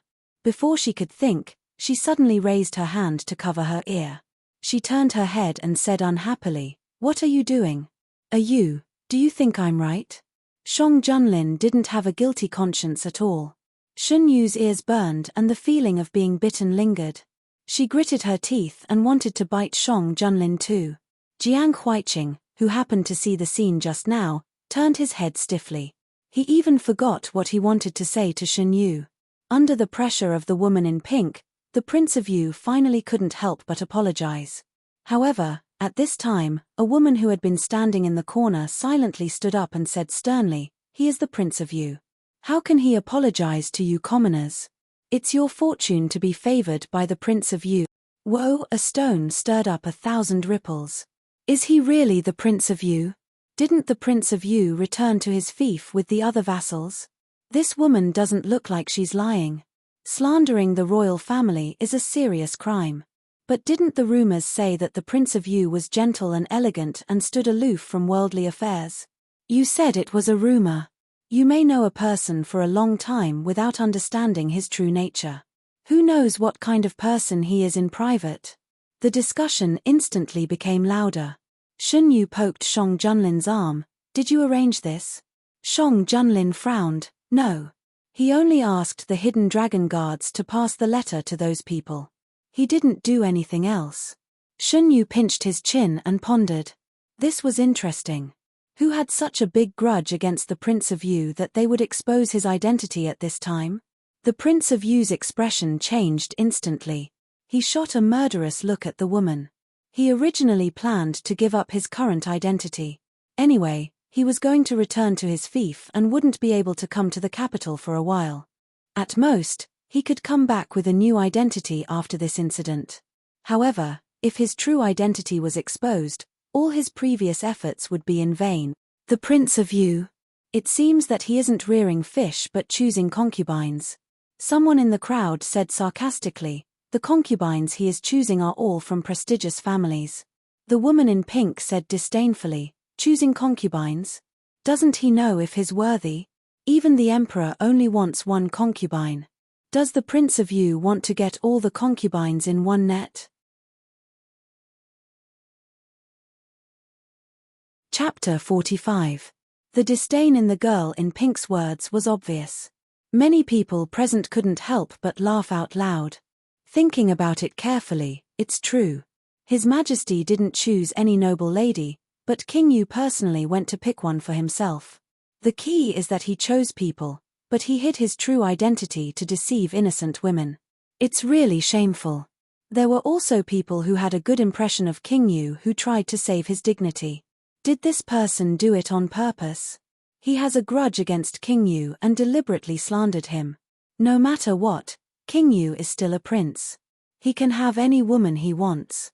There's no reason for him to hide his identity to get acquainted with all the ladies in the capital. You missed it. There are also men. In this matter, King Yu really can't compare to His Majesty. Of course, otherwise how can King Yu only be King Yu? Shang Junlin only wanted Shen Yu. Although many courtiers were dissatisfied, the reaction of the people was very good. The affectionate and loyal emperor didn't hesitate to fight against the courtiers for his lover. It suddenly made people feel that he was humane. In the past, what they heard the most was how cruel the emperor was and how he killed people. Hearing it made people tremble in fear. This time, it was different. When everyone heard it, they only felt that the emperor also had feelings. He would also fight for love like ordinary people. He also had 7 emotions and 6 desires. He would not only kill people. Shen Qingran hid in the corner and didn't dare to show his head. He was surprised when he found out King Yu's true identity, but it was only for a moment. Soon, he was pulled back to reality and continued to face the embarrassing situation in front of him. At the same time, his jealousy of Shen Yu reached a peak. Why did Shen Yu meet people who were loyal to him, but he met a master of fish breeding? Oh, no, now the fish pond was overturned, and the cause was very likely to be him. Shen Qingran tried hard to recall, trying to find something wrong from his memory.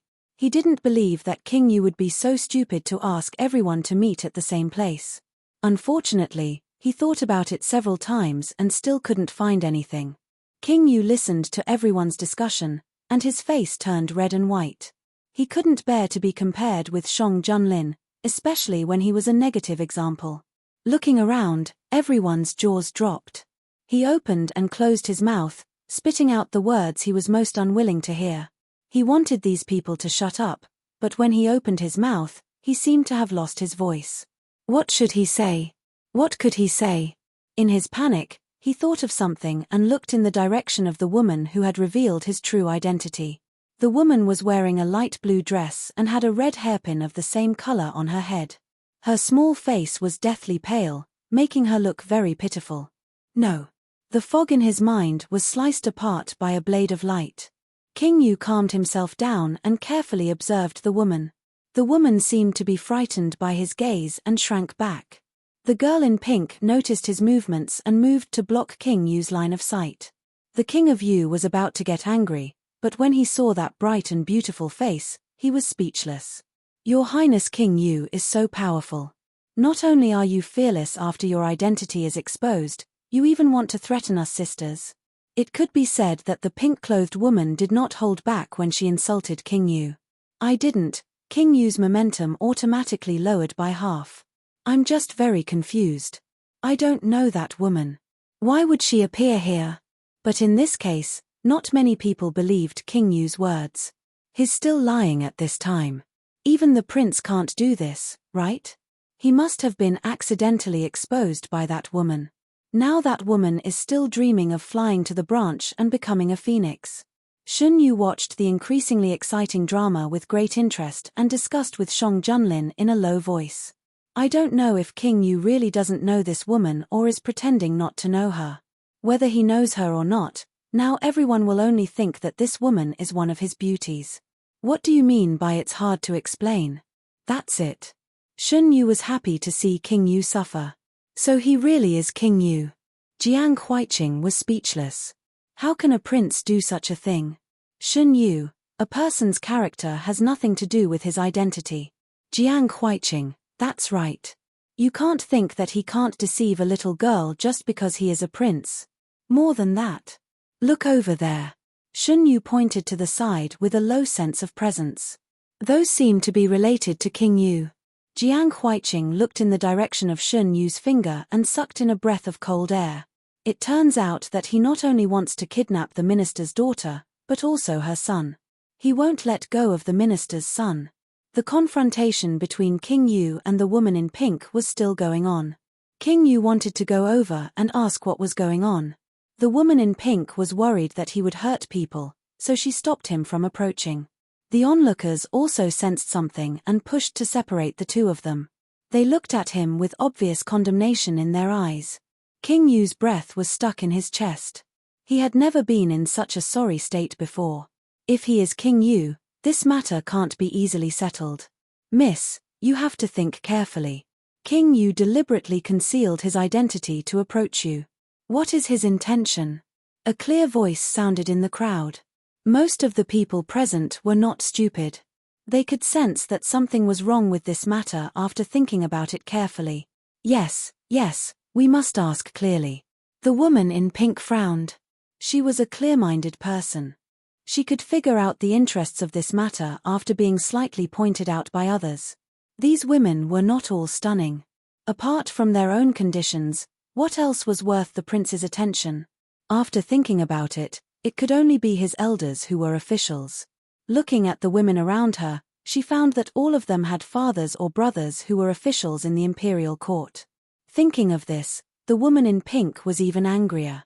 She was usually very careful not to reveal things that shouldn't be revealed to outsiders. As for whether other people had, her eyes swept over these women's faces one by one. Some of them had slightly changed their faces. It seemed that they had said something that shouldn't be said in private with King Yu. King Yu, what do you say?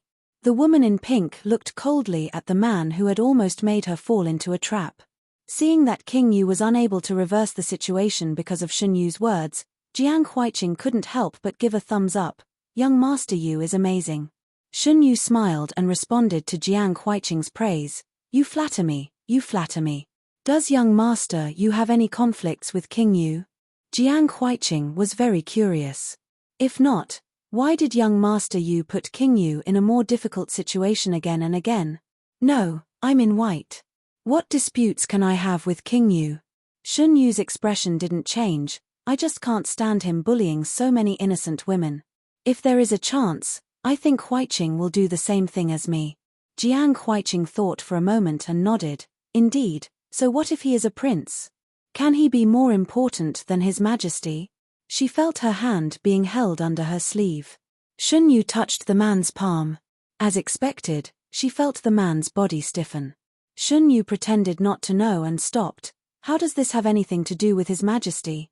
You see, His Majesty sits on the 4 seas and has everything he wants.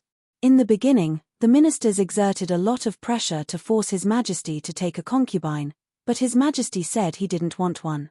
He resisted the pressure and made the ministers pinch their noses and accept this matter. Out of the corner of his eye, he saw a man in a light grey robe walking over.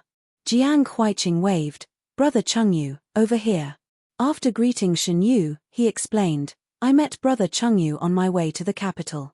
He is a person I can make friends with. The man walked over to them in a short while. Jiang Huiqing introduced the two sides. This is young Master Yu, young Master Lin. This is Brother Chengyu, surnamed He. Young Master He. Compared to Jiang Huiqing, Chenyu's attitude was slightly colder. However, among the 4 of them, there was already a very cold Shong Junlin, so it wasn't strange. Used to Shong Junlin's silence, Jiang Huiqing still pulled Shun Yu to talk. Occasionally, Chengyu would say a few words. Without waiting for Chengyu to ask, Jiang Huiqing told him what had just happened. After finishing, he sighed, I really didn't expect that I would encounter such a thing. Is that really Prince Yu? Chengyu looked at the embarrassed man in the crowd. Most likely. No matter whether he is or not, this won't end well. Shong Junlin protected Shun Yu from the crowd. Shun Yu hid under the man's protection with a clear conscience. Chung Yu quietly observed the two people. No matter how he looked at them, these two people's identities were not simple. Shun Yu noticed it but didn't care. He whispered to Shang Junlin. Shun Yu, how does a Lin think this matter will be solved? Shang Junlin, what does a Yu want? Shun Yu, he wants Prince Yu to be taught a lesson. But we don't know the origin of the woman who revealed Prince Yu's identity. Shang Junlin, I will send someone to investigate. No matter what the purpose of the person behind the woman is, if it has something to do with us, he will come out sooner or later. Shun Yu, since he has caused so much trouble for Prince Yu, if he has any request, a Lin should agree to it. Shang Junlin held Shun Yu's hands tightly under the sleeves. He rubbed the back of Shun Yu's hand and was very easy to talk to. Okay. Shun Yu continued to give a meaningful glance. Prince Yu must have brought people. Maybe he wants to silence them. We can't let Prince Yu leave so easily. Don't worry, Shang Junlin pinched Shun Yu's fingers. Our people are down there. Prince Yu finally made some progress. Seeing that the situation was about to develop to an irreversible point, Prince Yu couldn't help but call out the servants who were secretly following him, intending to force his way out. Since you know my identity, quickly get out of the way. I won't pursue your crime of disrespect.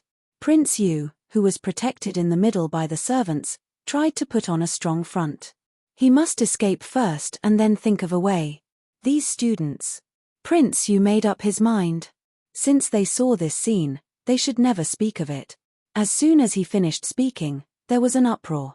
Prince Yu is so powerful. Shun Yu clapped his hands and walked out of the crowd.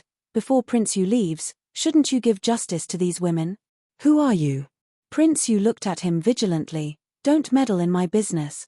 A person who sees injustice on the road. Shun Yu slightly curved his lips. Prince Yu, don't think that you can oppress others with your power just because you are a prince. You should know that you are only a prince. In Dahuan, it's not your turn to make the decision. Well said. In the crowd, Jiang Huiqing loudly agreed. The others also followed. They were all ambitious young people.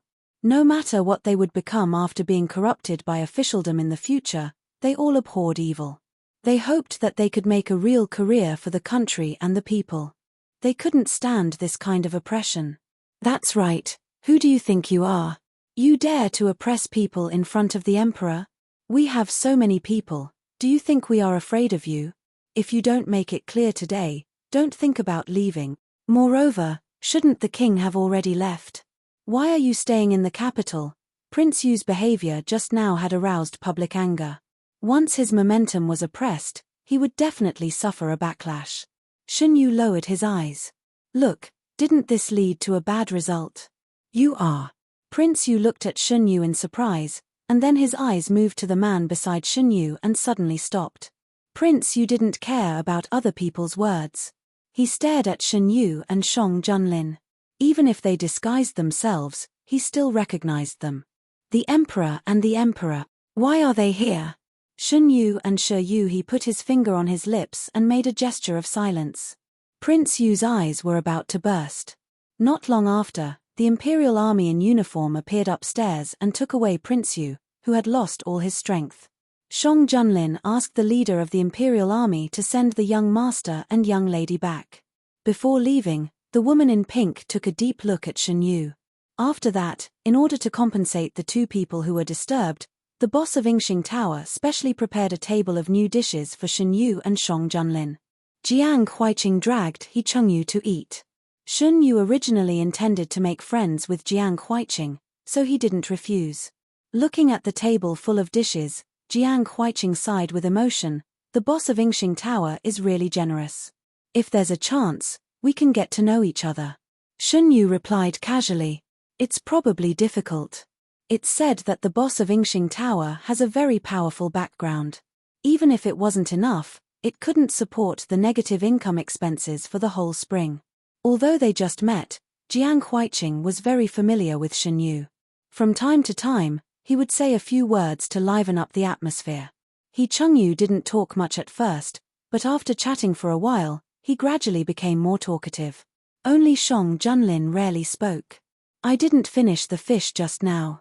Shun Yu regretted that the emperor had personally removed the bones for him. As soon as he finished speaking, a bowl of deboned fish was pushed in front of him. Shun Yu looked up at Shang Junlin. He didn't miss the touch of gentleness in the man's eyes. "Ah Lin is so nice." After saying that, he started to eat the fish. After that, Jiang Huiqing saw the man feeding Shun Yu in all kinds of ways. Finally, he couldn't help but ask, "What's the relationship between you two?" Even if they were biological brothers, there wouldn't be an elder brother who would take care of his younger brother like this. Shun Yu thought for a while and said, "We have an arranged marriage." Chapter 46. Jiang Huiqing's chopsticks fell on the table with a clatter. The young man opened his mouth halfway and uttered a meaningless syllable. Shang Junlin's hand movements also paused. Only He Changyu, who had already guessed the relationship between the two, reacted as usual. "Why, are you surprised?" Shun Yu looked at Jiang Huiqing, who was obviously shocked, and asked. "Not really," Jiang Huiqing smiled awkwardly, it's very sudden." In the short period of time they spent together, the man did not hide his possessiveness towards Shun Yu. Shun Yu also indulged the man's every move. Jiang Huiqing could see that the relationship between the two was not ordinary. The only thing he did not expect was that, "So you're already married?" Shun Yu blinked. "I had no choice. My family kept urging me. The two of you don't look like people who can be manipulated by their family." Jiang Huiqing was still in a daze. Shun Yu smiled but did not say anything. In the second half of the meal, Jiang Huiqing ate without tasting the food. After the meal, Jiang Huiqing pulled He Changyu to leave. He needed to digest the news he had just heard. Shun Yu did not ask him to stay. There was no hurry to get to know him. Yu seems to have a good impression of young Master Jiang. Shang Junlin took a handkerchief and slowly wiped his hands. "Is it that obvious? You've never treated anyone like this." Shang Junlin pointed out the truth. "Her Majesty doesn't want me to get to know other." Shun Yu deliberately delayed for a while. When he saw Shang Junlin's body gradually tensed up, he said the last two words, "Young master? I'm enough for Gui Jun." Shang Junlin finished speaking and used the truth as an example. "It's not good to be like Prince Yu." "Ha ha ha ha." Shun Yu was overjoyed. "Why did Lin use Prince Yu as an example? Do you think I'll be like Prince Yu and get together with all kinds of people? That's not what I meant." He just didn't want to see young Master Jiang and young Master He appear beside Shun Yu out of nowhere. "I know." Shun Yu wiped the tears from the corners of her eyes. "Ah Lin, you can rest assured that I have no interest in opening a dye house." Speaking of the dye house, Shun Yu remembers the woman who insulted the Prince of Yu until he was powerless to talk back. "Your Majesty, do you know anything about Miss Fang?" Shang Junlin was alarmed. "What are you trying to do?" "Your Majesty, what are you thinking about?" Shun Yu asked. "I just feel that it's a waste of talent for this lady to not be able to contribute to Da Huan. But she is a woman." Shang Junlin frowned. Although the Great Huan dynasty was more liberal than other dynasties and had fewer restrictions on women, there was no precedent of a woman becoming an official. "Isn't it just a matter of a word from Your Majesty?" Shun Yu thought for a moment. "Of course, you have to ask Miss Fang for her own opinion first." Shun Yu remembered very clearly that in the era before Shen Qingran's time travel, women could also be independent. Since ancient times, there were many talented women. It was a waste for them to only be able to stay in the harem. Shang Junlin did have the intention of changing the imperial court for a new batch of blood. He seriously considered the feasibility of this matter. On the other side, Miss Fang returned to the Fang family under the escort of the imperial guards. Lord Fang was startled when he saw the well-trained imperial guards entering the house. "What did you do?" "Father, don't worry. I didn't cause any trouble. They are sending me back. Father, please help me entertain them." Miss Fang quickly ran back to her room. "Miss, you're finally back. Next time you go out, don't leave me at home. I really can't handle madam." I know, Miss Fang said perfunctorily. "Quickly, give me a change of clothes. Don't bring those fancy ones. My miss, isn't this pink dress very beautiful? It suits you very well." Her personal maid persuaded her. Her young miss was good at everything, but in terms of dressing, she really didn't look like a young girl. Other girls liked beautiful and bright colors, but her young miss didn't. She never liked colors and styles that were suitable for young girls. Don't bring this kind of dress in front of me in the future. Miss Fang changed into her usual style. The maid couldn't persuade her, so she had to put the pink dress away. Why did you change into a grey dress again? Madame Fang heard that her daughter was back and hurried over. Isn't the pink dress very good? What's wrong? Didn't it go well? Madame Fang knew that her daughter specially dressed to see someone off. Don't say any more, mother. That person is a scumbag. Other than me, he invited a house full of young masters and misses. There are all kinds of people. Those who don't know will think that he is choosing a consort. Don't see him in the future. Madame Fang sighed. She said, it's good that you have an idea. After dealing with the imperial guards, Lord Fang also rushed over. After knowing what happened, he patted his daughter's shoulder. Prince Yu was wrong first. His Majesty won't be partial to Prince Yu. Miss Fang thought of the only two people who dared to confront Prince Yu after his identity was exposed. She said, Father, can you tell me about His Majesty and Prince Yu? Why do you ask this? I heard that His Majesty is deeply in love with Prince Yu. I need to hear some touching love stories to comfort my hurt heart. Lord Fang's mouth twitched. He only saw the excitement on his daughter's face, but he didn't see any hurt on her face. However, Lord Fang cared about his daughter, so he didn't refuse. He told her what he knew one by one. He didn't notice his daughter's thoughtful gaze. Miss Fang may have already guessed our identity, Your Majesty. Shun Yu followed behind Shang Junlin. Shang Junlin stopped and waited for Shun Yu to walk side by side with him. He held his hand that was hanging in his sleeve. Yes. Where are you taking me, Your Majesty? Shun Yu let the man hold his hand and walked in an unfamiliar alley. I'm taking you to the house where we will live during this time. Whether it was for safety reasons or other reasons, their identity was special. It was better to live in their own place. Afraid that Shun Yu would be unhappy, Shang Junlin thought for a while and added, if a Yu likes Xingxing Tower, we can go there tomorrow. The evening sun was not dazzling, but it brought a warm feeling. Shun Yu narrowed his eyes. When did His Majesty prepare it? Seeing that Shun Yu didn't express dissatisfaction with his arrangement, Shang Junlin was relieved. I asked someone to prepare it after watching the fireworks last time. It seems that His Majesty also wants to go out of the palace with me. Shun Yu teased. Yes, I want to go with a Yu. The two strolled in the bluestone alley. There were faint voices of people.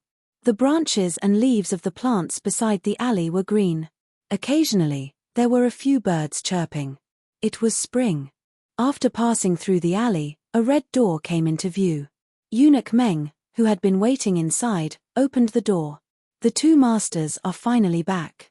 Everything in the house is ready. Shun Yu walked in curiously. The courtyard was not big, but it was unique everywhere. The corridors were full of vibrant green plants. Shun Yu walked around and was very satisfied with the small courtyard where they lived temporarily.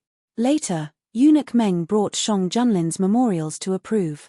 Does His Majesty still need to be busy with official business when he comes out to play? Shun Yu sat opposite Shang Junlin with his chin in his hand. Shang Junlin looked at the memorials handed by the minister while talking to Shun Yu. Otherwise, it will pile up. After returning to the palace, it will be even busier. Some of it may be urgent to deal with. Shang Junlin picked up the next memorials and paused. It was presented by Fang Daren. Could it be about Prince Yu? The timing was too coincidental. Shun Yu subconsciously thought of what happened during the day. His Majesty, take a look. Gui Jun, come and look with Jun. Shang Junlin invited him. Shun Yu was really curious about the contents of the memorials. He didn't refuse Shang Junlin's invitation and sat next to him. This soft couch is not as comfortable as the one in the palace. Due to the limitation of space, the soft couch was smaller than the one in the palace. Shun Yu had to be close to Shang Junlin to sit down. The two were close to each other. Their body temperature passed through their clothes. Xunyu sat for a while and felt warm. He instantly changed his view of the soft couch. Shang Junlin was very satisfied with this distance. He secretly thought about the possibility of changing the soft couch in the palace to a smaller one. When he was arranging it, he only made a request. It must be comfortable and Gui Jun likes it. The specific arrangements were completed under the supervision of eunuch Meng. After Xunyu moved in, he changed the layout according to his own preferences. It became the current appearance of Yuzhong Palace. It had to be said that Xunyu was a person who knew how to enjoy life. After Shang Junlin got used to living in Yuzhong Palace, he didn't want to go back to his own palace. Of course, he didn't deny that the most important reason was that Xunyu lived in Yuzhong Palace. After returning to the palace, does Gui Jun want to move to Jin's palace? After asking, Shang Junlin felt that this proposal was good. Encircling Xunyu into his territory. When he thought of that scene, Shang Junlin felt a sense of satisfaction. Why did your majesty suddenly mention this? Xunyu didn't understand how the topic jumped to this matter. At that time, Gui Jun can arrange the palace according to your preferences. Does Gui Jun have any dissatisfaction with Yuzhong Palace? Xunyu shook his head. He was very satisfied with Yuzhong Palace, not to mention, I am now criticized by the ministers. If I move to His Majesty's palace, who knows what those people will come up with? Gui Jun doesn't seem like someone who will compromise for these things. Where Gui Jun and Jin live is our private matter. I believe that the ministers won't interfere too much. Shang Junlin's eyes darkened and added, even if there is, Jin will make them not dare to say a word. Jin's decision is not up to them to question. Xunyu knew that Shang Junlin meant what he said, but he didn't plan to move to Shang Junlin's palace at the moment. The distance was too close, far beyond his expectations. Does your majesty think that Yuzhong Palace is not good? Xunyu leaned on Shang Junlin's shoulder, reached out to open the memorial, and changed the topic. Your majesty, look at what Fang Daren said. The first half of the memorial talked about official business, but the second half of the memorial changed. It began to complain, denouncing Prince Yu as inhumane and deceiving many women to secretly shed tears for him. His words were sharp and could affect people's emotions. Xunyu looked at Fang Daren's criticism of Prince Yu without any vulgarities and was amused. This Fang Daren is quite interesting. Xunyu felt that if Fang Daren was present at that time, Prince Yu would definitely suffer a double blow. He finally knew why Miss Fang was so good at talking. It turned out that she was influenced by him since she was young. Shang Junlin was not interested in the matter between Fang Daren and Fang Daren's daughter. He just wanted to pack up Xunyu and bring him to his palace after returning. He absent-mindedly agreed with a few words, wrapped his arm around her flexible waist, and put his hand on Xunyu's abdomen. The man's palm was warm, and Xunyu was comfortably covered. She lazily leaned her whole body weight on Shang Junlin. Before he could continue talking about Fang Daren's daughter, the man's magnetic voice came from the top of her head. There is a baby here. Don't you think that you should give the baby's father a status? Xunyu, you can't let this matter pass.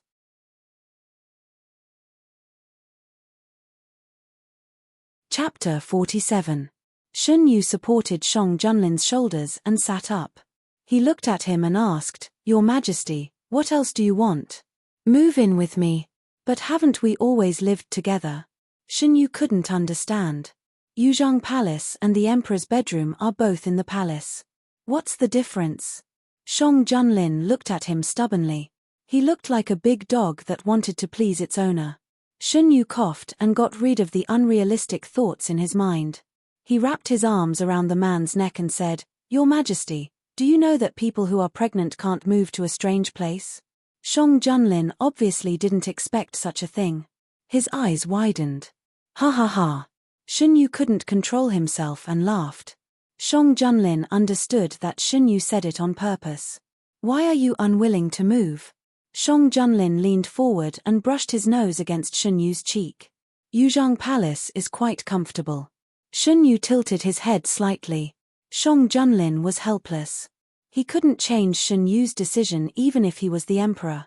Sometimes, he couldn't help but wonder why Xunyu agreed to move into the palace. The Shun Yu he knew wasn't someone who would be manipulated by others. Shang Junlin skipped this topic and went back to the memorial. He told Shun Yu the information that the hidden dragon guards had found out. Miss Fang is Official Fang's only child. Her personality is similar to Official Fang's. She met Prince Yu when she fell in love for the first time. Shun Yu said, "Fortunately, we found out early. These women shouldn't have fallen deeply in love with Prince Yu. Otherwise, we would have committed a great sin." Shang Junlin said, after those women went back, they would quickly come out after seeing Prince Yu's true colors. Shun Yu asked, "Your Majesty, how do you plan to deal with Prince Yu?" This was the main purpose of Official Fang's memorial.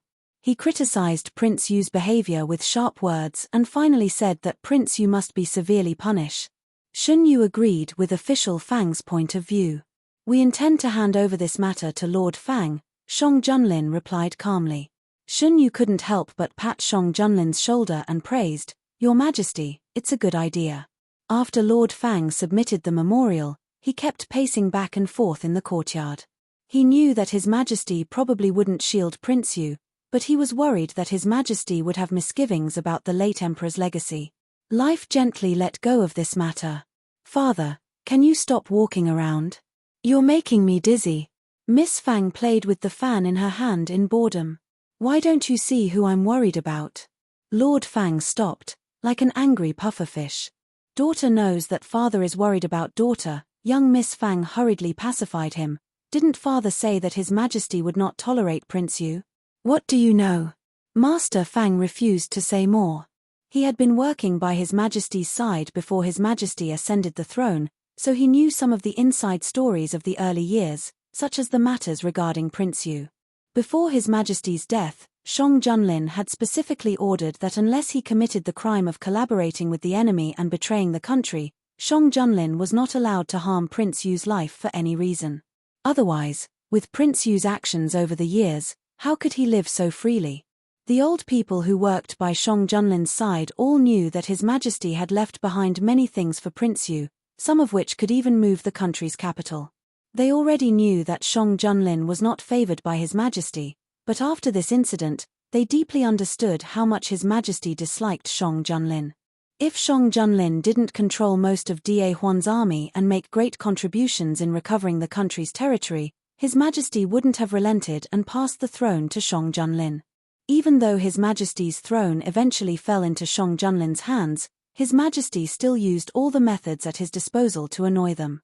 Over the years, Shang Junlin had turned a blind eye to many things, not because he was kept in the dark, but because it wasn't convenient for him to make a move at the moment.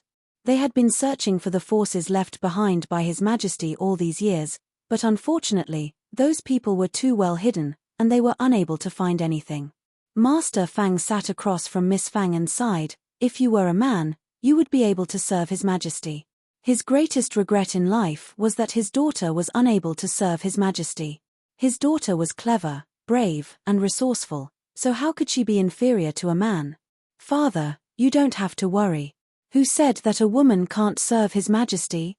What do you want to do?" Master Fang was instantly alarmed. "I'm warning you, don't think about nonsense, and don't interfere with His Majesty's relationship with His Majesty." It was no wonder that Master Fang had such a big reaction. Since ancient times, there were only a few methods that women used to stir up power. The most convenient method was to enter the harem, use beauty as bait, and borrow the power of the harem to influence the court. "Father, what are you thinking about?" Miss Fang was shocked by her father's imagination. "Is my brain muddled? Do I want to enter the harem? What I mean is, if men can enter the court as officials, why can't women? But this has never happened before.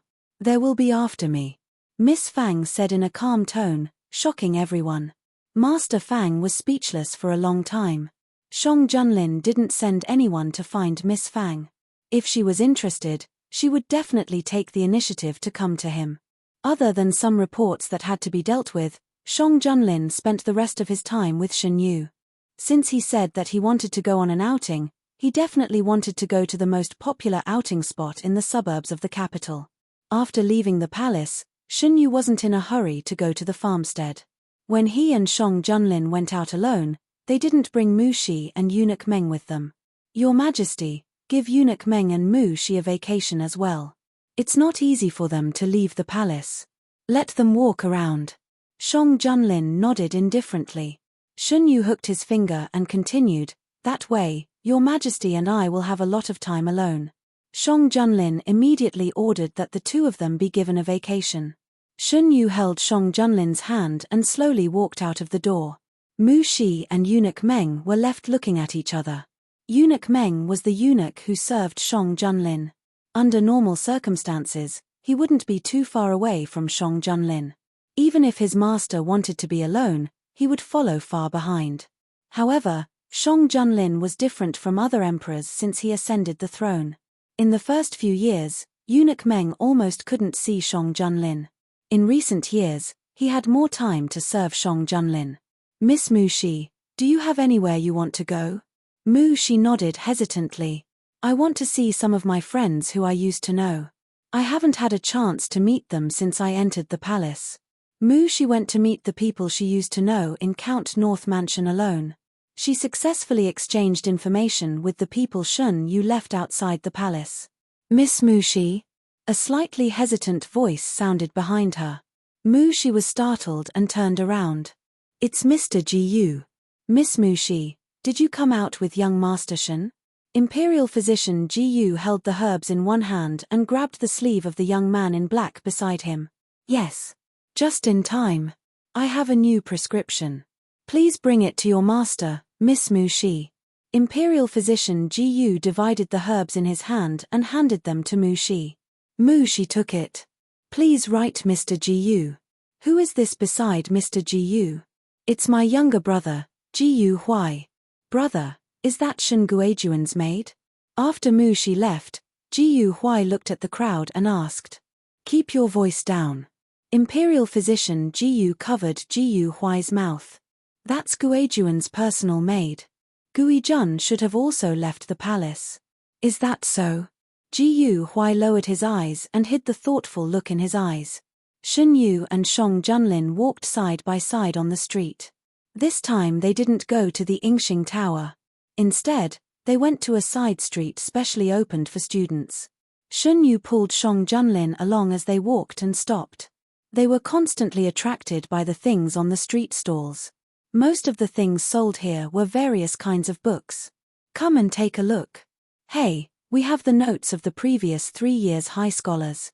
As long as you pay this amount, the stall owner gestured with his hand. You can choose any 5 books to read. Ah Lin, let's go and take a look. It was the first time Shen Yu saw this kind of thing. He was quite interested and went over. The stall's business was good. There were many people around it. Shang Junlin put his arm around Shen Yu's shoulder and escorted him to the front of the stall. After paying the money for 2 people, the stall owner beamed with joy and took out a stack of books. You can choose as you wish. Shen Yu picked a book and opened it. The title page indicated that this book was written in XX year. Shen Yu opened a few more books. Without exception, the title page of these books all had the same indication. Seeing a familiar name, Shen Yu picked up the book and asked, Boss, are these really the notes of Fang Daren when he was preparing for the exam? Obviously, it was not the first time the stall owner had encountered such doubts. He explained very smoothly, what kind of things are these? They have a reputation for more than 10 years. They are absolutely authentic. Otherwise, there wouldn't be so many people coming to look at them. Rest assured, young master. The books here are all guaranteed. Before I came to the capital, the seniors in the school specially told me to come here. Us too. Shun Yu looked in the direction of the voice. It was a few young students who were talking. They were full of youthfulness and their eyebrows were full of wildness. I know. Thank you for your explanation. Shun Yu bowed to the opposite side. Seeing Shun Yu and Shang Junlin's extraordinary temperament, a few teenagers pushed each other and walked over. Are the 2 young masters also here for the exam? Shang Junlin's imposing manner made the teenagers not dare to talk casually. They also felt that Shun Yu's knowledge was extraordinary, so they didn't want to miss the opportunity to get to know him. Looking at the book in Shun Yu's hand, one of the teenagers who was more familiar with this place said, Young master, the The book in your hand is written by Fang Daren in his early years, right? Shun Yu nodded. Fang Daren's style is still as elegant as before. We think so too. Several people nodded in unison, especially Censor Zhong's case. Fang Daren really handled it beautifully.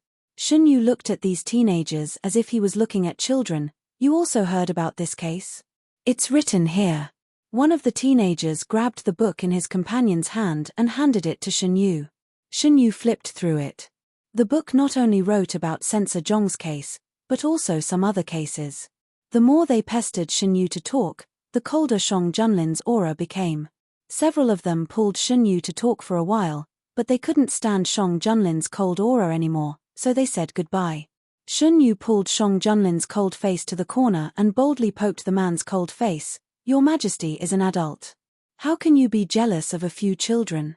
Shun Yu wanted to laugh when he thought of Shang Junlin's small action of secretly declaring his ownership, and the scene where those children didn't realize anything was wrong. Shang Junlin didn't say anything and pulled Shun Yu's arm into his arms. Looking at the delicate skin in front of him, his eyes gradually darkened. Your Majesty, ouch! Shun Yu felt pain on the side of his neck. He was bitten.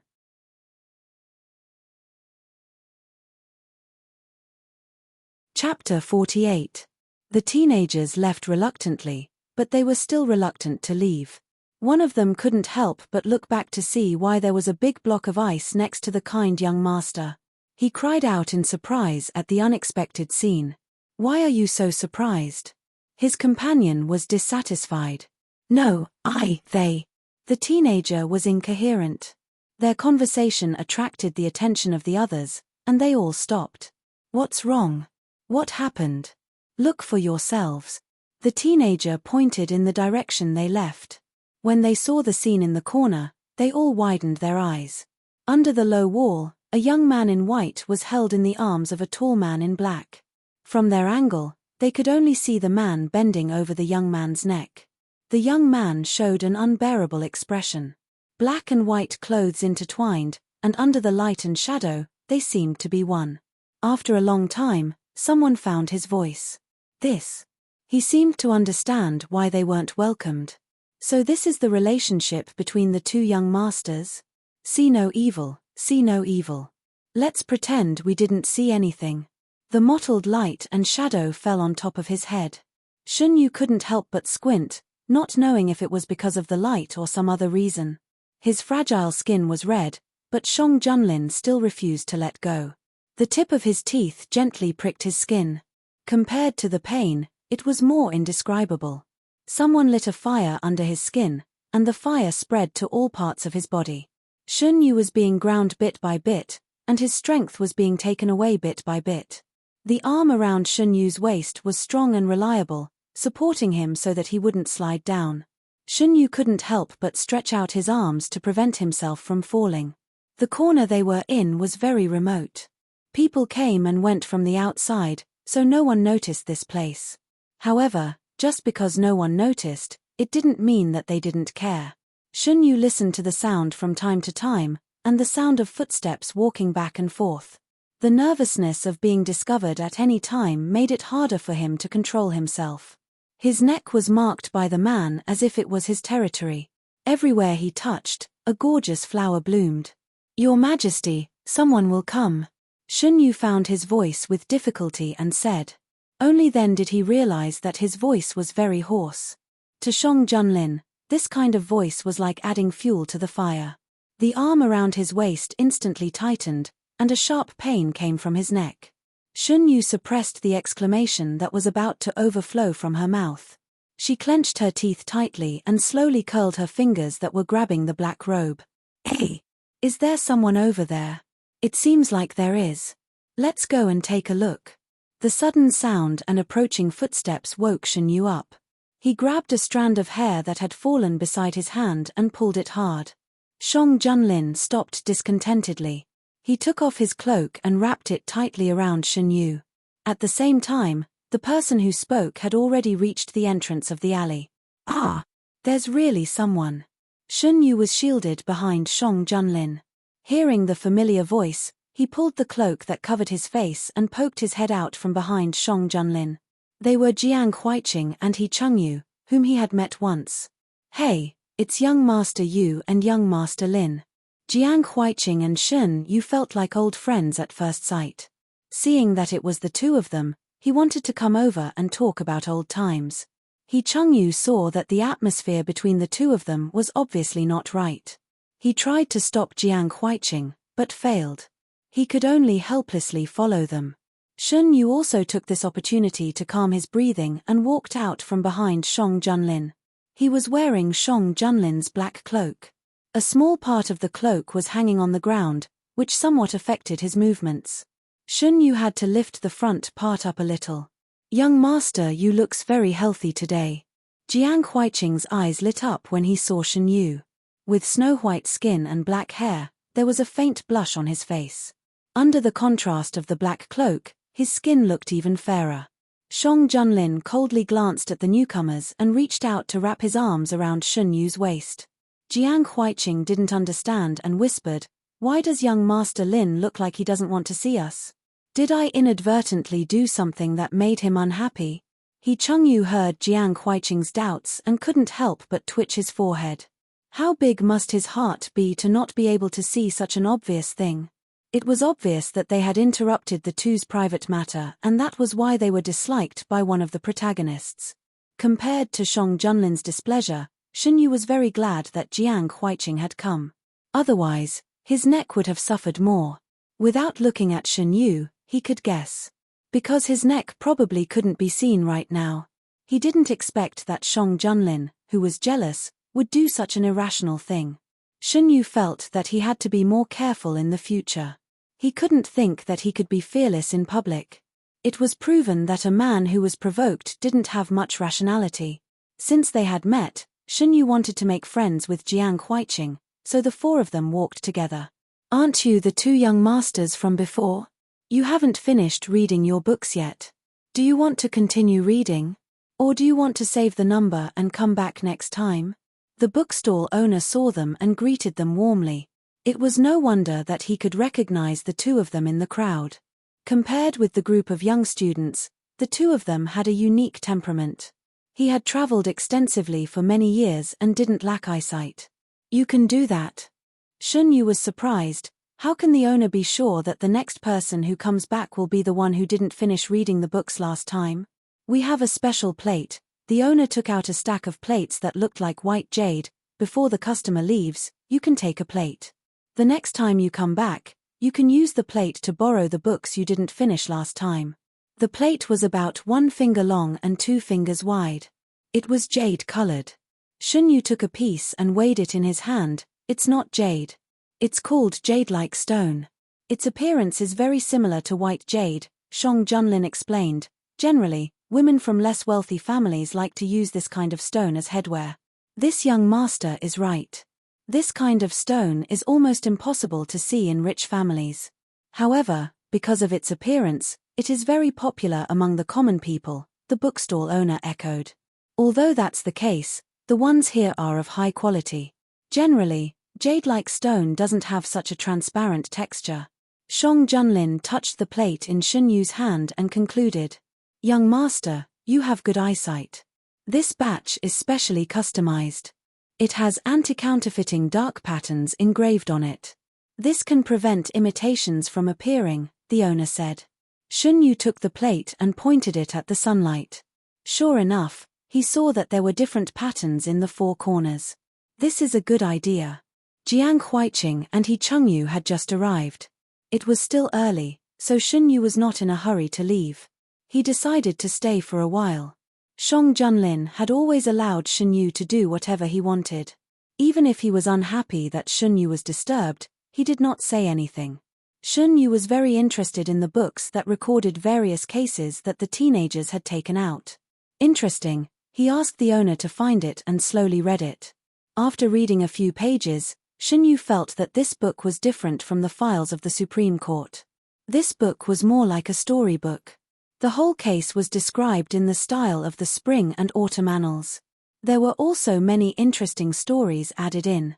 Seeing that Shen Yu was more interested in the dialogue books, the owner mysteriously took out a wooden box and said, "Young master, do you want to take a look inside?" I guarantee that you will like it. Shen Yu's curiosity was aroused. He leaned over and whispered to the owner. What's inside?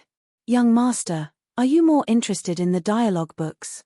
It's full of stories, and the owner deliberately paused to make it mysterious. It's all about two men. Shen Yu didn't understand. How did he become someone who was interested in the novel where the protagonists were two men in the boss's eyes? Young master and the black-clothed young master are a couple, right? The owner had an I understand expression. It's nothing. After all, Her Majesty also likes men. By the way, there are also short stories about Her Majesty and Gui Jun in this box. It's the most popular one among all the books. He clearly saw that the black-clothed young man was very protective of the young man in front of him. Besides that kind of relationship, who else would be so protective of a person of the same gender as himself? Shen Yu did not expect that one day he would be sold a book about himself and Her Majesty as the protagonists. He could not help but feel a little curious. He called Her Majesty over. Ah Lin, come here. Shen Yu was called aside by the owner of the bookstall. Although Shang Junlin was reluctant, he did not force himself to come over because he had just done something bad. When he heard Shen Yu's voice, he immediately put down the book in his hand and walked over. Jiang Huiqing and He Chengyu were reading books not far away. When they saw this scene, he leaned over to He Chengyu. Brother Chengyu, don't you think that young Master Lin is too obedient to young Master Yu? They are husband and wife. He Chengyu reminded him without raising his head. Yes, I almost forgot. Jiang Huiqing scratched his head and realized in hindsight, did we disturb them just now? What do you think? He Chengyu looked at the slow-witted guy from the book. No wonder young Master Lin looked at him with such a terrifying gaze. Should I go and apologize? Although he did not know what he had specifically interrupted, Jiang Huiqing's keen intuition told him that it was better for him not to know. He Chengyu raised his head and looked at the two people standing together intimately. He sincerely gave his opinion. I think it's better if you don't disturb them. Jiang Huiqing thought about it and agreed. He should find a time to apologize to young Master Yu alone in the future. That young Master Lin, he inexplicably felt a little scared. Unable to resist the bookstall owner's enthusiasm, when Shang Junlin came over, Shen Yu had a few more books in his hands. Seeing Shang Junlin standing beside Shen Yu, the bookstall owner enthusiastically stuffed a few books into his hands. Shang Junlin opened a few pages and silently turned his head to look at Shen Yu. The characters in the book were all pseudonyms, but it was not difficult to see that the two protagonists in the book were him and Shen Yu when they were connected to some very specific events. Shen Yu looked at the various books in the box. Boss, actually your family specializes in selling novels, right? The bookstall owner smiled shyly. Young Master Lin really has discerning eyes. After all, other books can only be sold once every 3 years, but novels can be sold every day. Just look at the books in young Master Lin's hands, there are many people who buy them. Shen Yu was speechless. When he looked back at Shang Junlin, he thought that he would be angry. Unexpectedly, Shang Junlin did not show any signs of anger. Instead, he was quite interested in these books and even began to discuss them with the bookstall owner. In the end, Shang Junlin bought all the novels in the bookstall owner's hands. The bookstall owner beamed with joy and gave them a booklet with a black cover. He laughed and said, "This is good stuff. Maybe you can use it." Shen Yu's attention was on the novels, so he did not notice that Shang Junlin quickly put the booklet into his sleeve. Your Majesty, why do you want to buy these novels? To observe and learn. Shang Junlin answered concisely.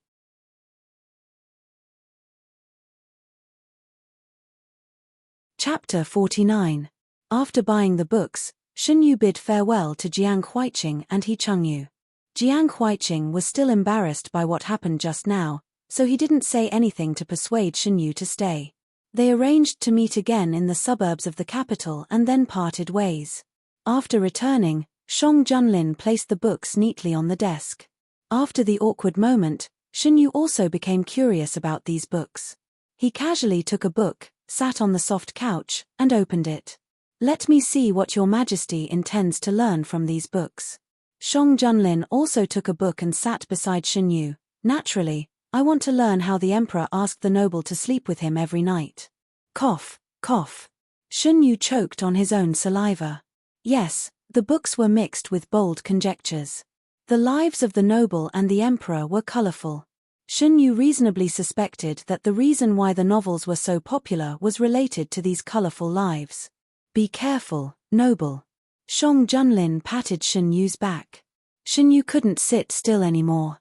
He grabbed the book from Shang Junlin's hand and put it aside. Your Majesty, you should know that the stories in the books are all fake. I can't have dangerous thoughts. The temperature in the room was high. Shun Yu felt that his neck was a little itchy, so he reached out to scratch it. Shang Junlin suddenly grabbed Shun Yu's hand, and his eyes gradually darkened. What's wrong? You're bleeding. Shang Junlin bit the lower part of Shun Yu's neck. As Shun Yu moved, the collar slid down slightly, revealing a mottled area. After a period of time, the red color became more and more shocking.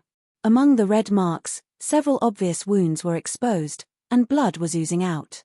Shang Junlin grabbed Shun Yu's hand with one hand and reached out to Shun Yu's neck with the other hand. He gently touched it. Does it hurt? Look at what your Majesty has done. Shun Yu pretended to be angry and glanced at him. It's my fault. Shang Junlin took the initiative to admit his mistake. Looking at Shun Yu, who was surrounded by young people, and seeing Shun Yu talking to those young people with a smile, Shang Junlin couldn't help but feel a burst of anger. He wanted Shun Yu to only smile at him, and all the emotions were caused by him. In the face of millions of enemy troops, Shun Yu's words had caused their strategy to collapse. Their proud self-control was even more vulnerable. Your Majesty, you don't have to apologize. Shun Yu looked at Shang Junlin's slightly angry eyes and said, Your Majesty, please help me apply the medicine. The medicine was prepared in advance. Shang Junlin took the ointment commonly used in Shun Yu Meridian and applied it little by little. He applied it to the wound. The cooling ointment quickly resolved the discomfort of the wound. The wound on his neck looked scary, but it didn't hurt that much. He didn't feel anything after applying the ointment. After playing for a day, the palace sent a new batch of memorials. Shang Junlin was busy with official business, so Shun Yu didn't want to disturb him and strolled out. Eunuch Meng was waiting in the room. Shun Yu called Mu Shi over. How did it go? Young master, don't worry. It's all done. Mu Shi went out because she received Shun Yu's orders. She was to contact the people in the farmstead and pass on Shun Yu's orders to them. She also arranged to go to the farmstead while she was at it. By the way, young master, this servant met Imperial Physician Ji Yu on the street today. Mu Shi thought of another matter and said, Imperial Physician Ji Yu asked this servant to bring the new medicine to young master. Imperial Physician Gu's home was outside the palace, so it was normal to meet him. Shun Yu didn't take it to heart. Imperial Physician Ji Yu took Ji Yu Huai home and simply tidied up the courtyard. Ji Yu Huai suddenly asked, Brother, what kind of person is Shen Gui Jun? Why are you asking this? Imperial Physician Ji Yu watered the herbs that were growing well. I'm very curious. Ji Yu Huai squatted beside Imperial Physician Ji Yu. Brother, even Mu Xiu is busy with Shen Guijuan's matter. He must be a very good person. Gui Jun is indeed a very good person. If there's a chance in the future, I'll take you to meet him. Late at night, Ji Yu Huai quietly went out of the room. The man in black who had been waiting outside knelt down and said, Master. Ji Yu Huai asked, How's the investigation going? The man in black replied, replying to Master, This subordinate has received accurate information. His Majesty and Gui Jun are now outside the palace.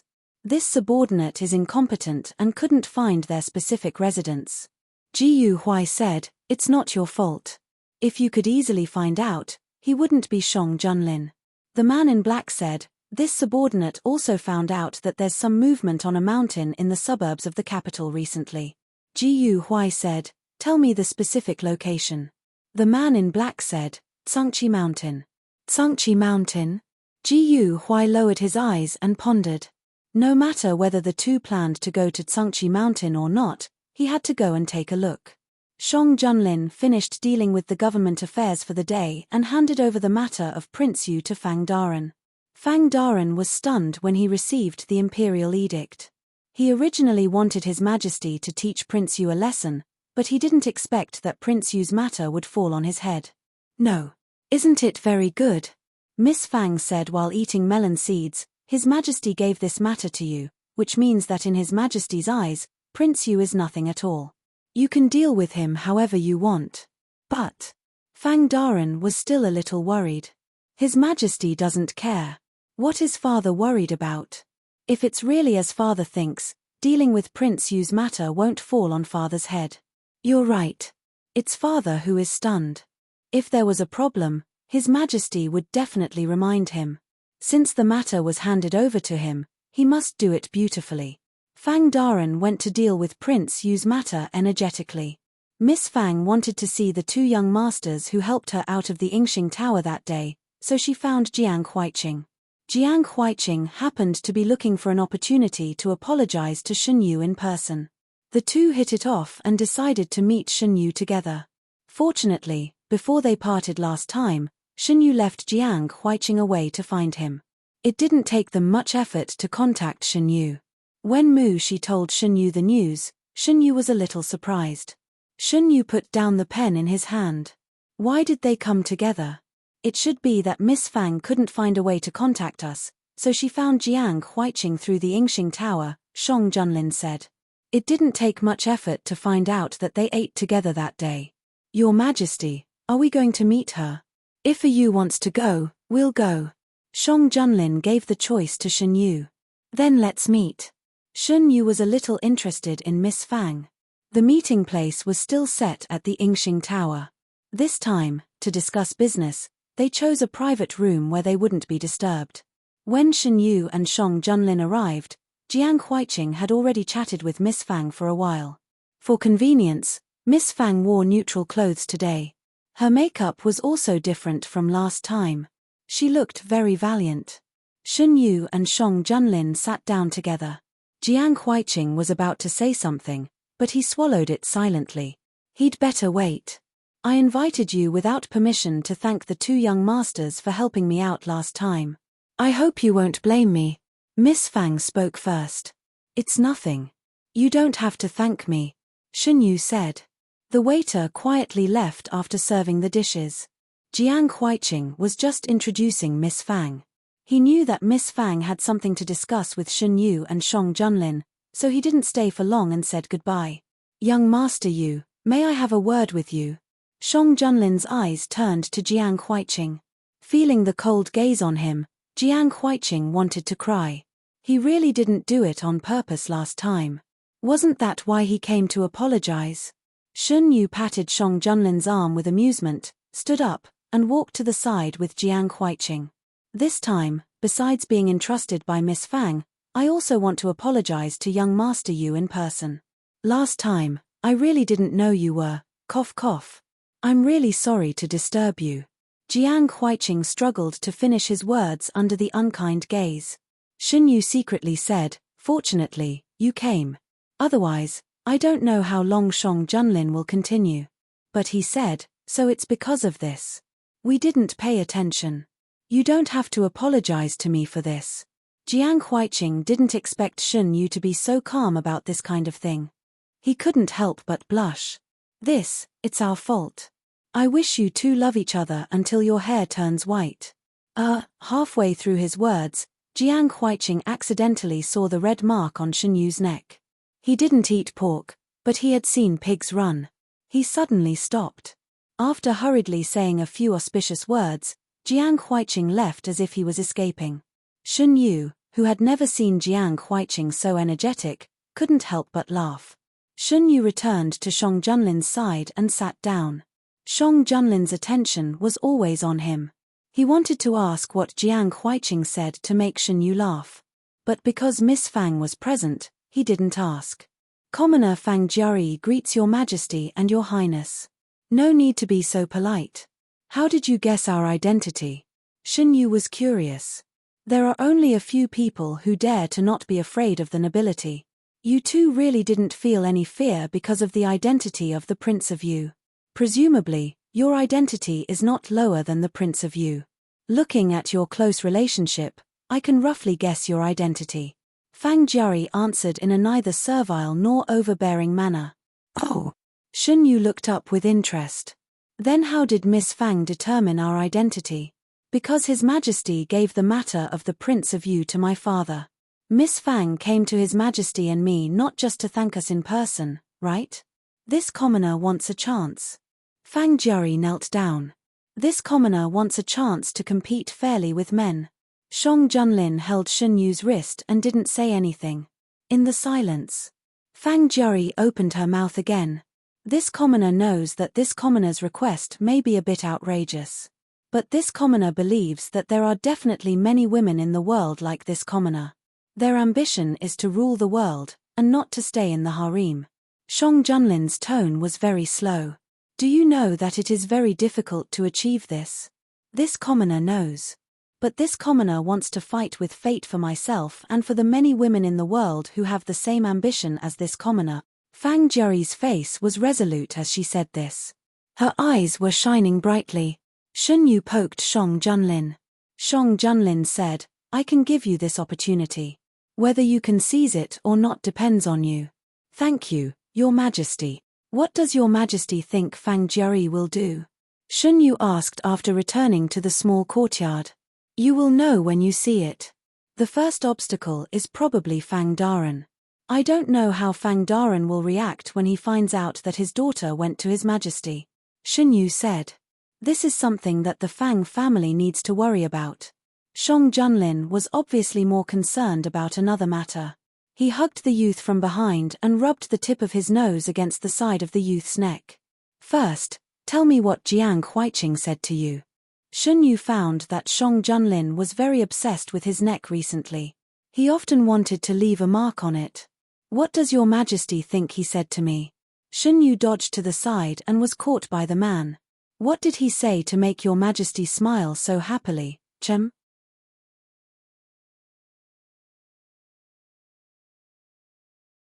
Chapter 50. Of course it's. Shen Yu deliberately paused. I wish that Your Majesty and I will be together for 100 years.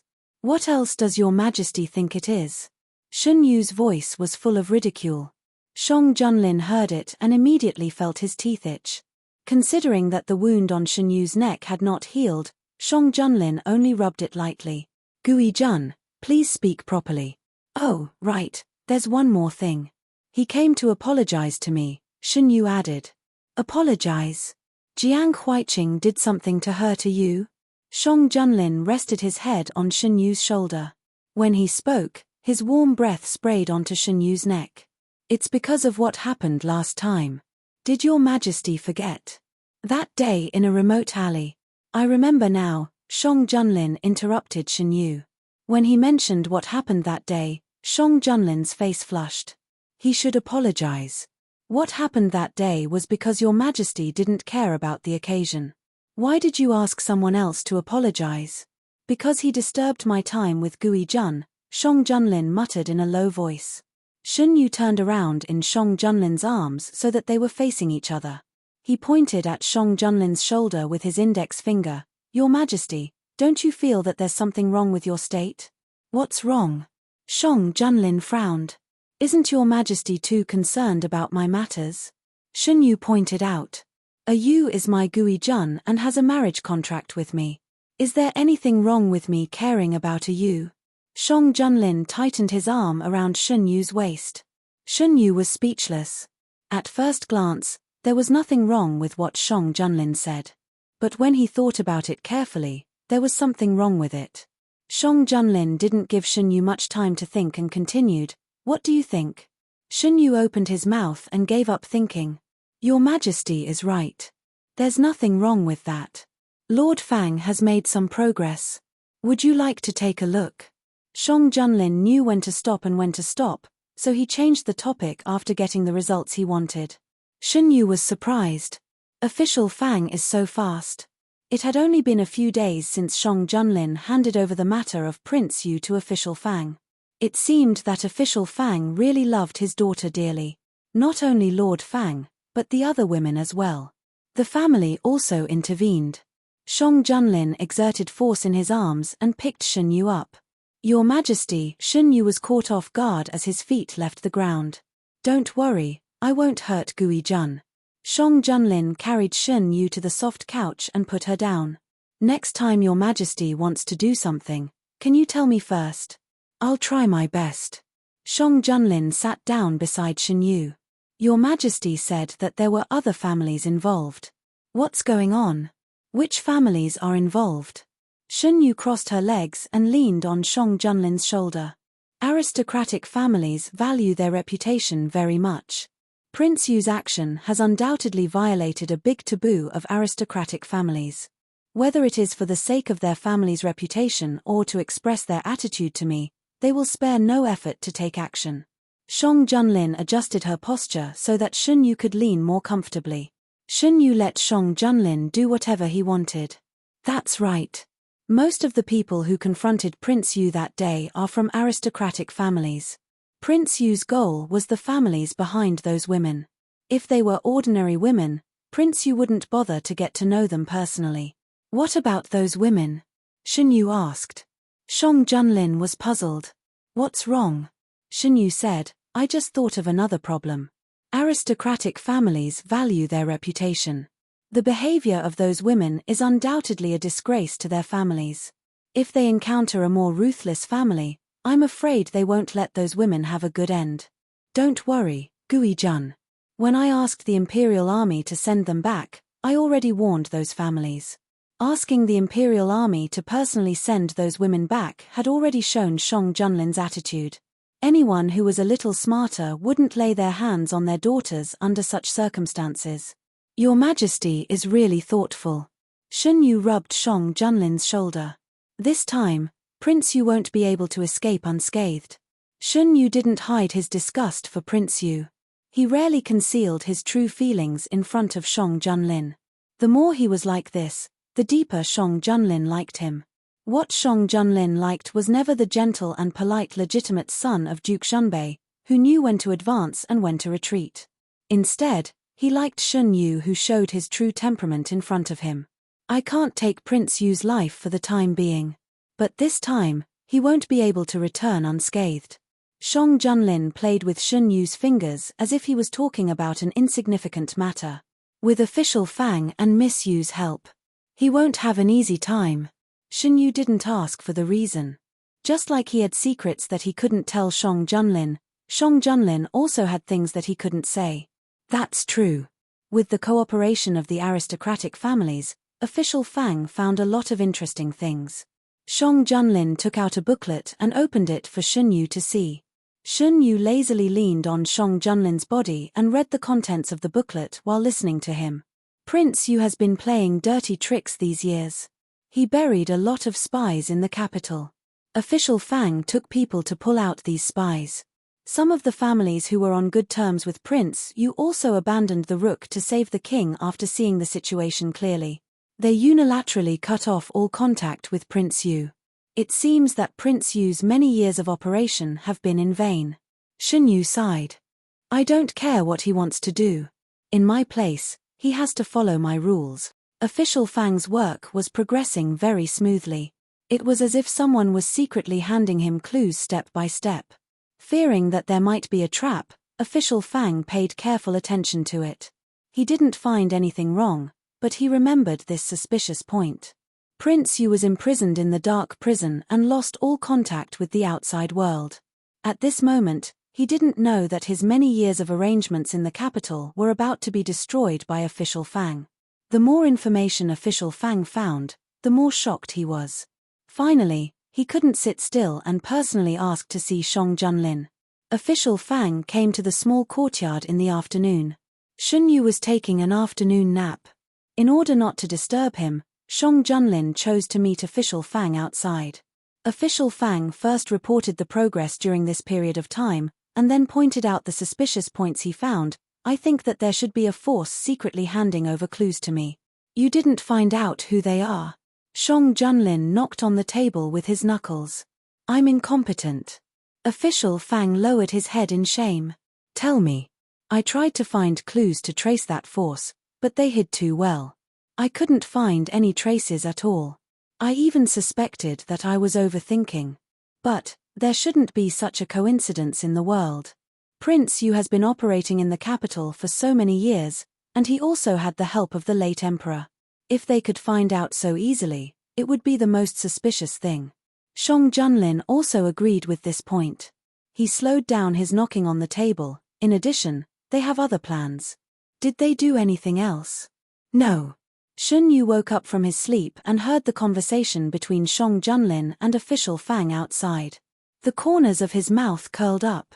If there was anyone in the world who knew about Prince Yu's forces, it would be Shun Yu. In his previous life, in order to help Prince Yu, he knew the distribution of some of Prince Yu's forces better than Prince Yu himself. Mu Shi. Young master, you're awake. Hearing the sound, Mu Shi walked in from outside. Shun Yu got dressed and got out of bed. Tomorrow, I'll let Her Majesty go to the country residence to play for a day. I'll go prepare now.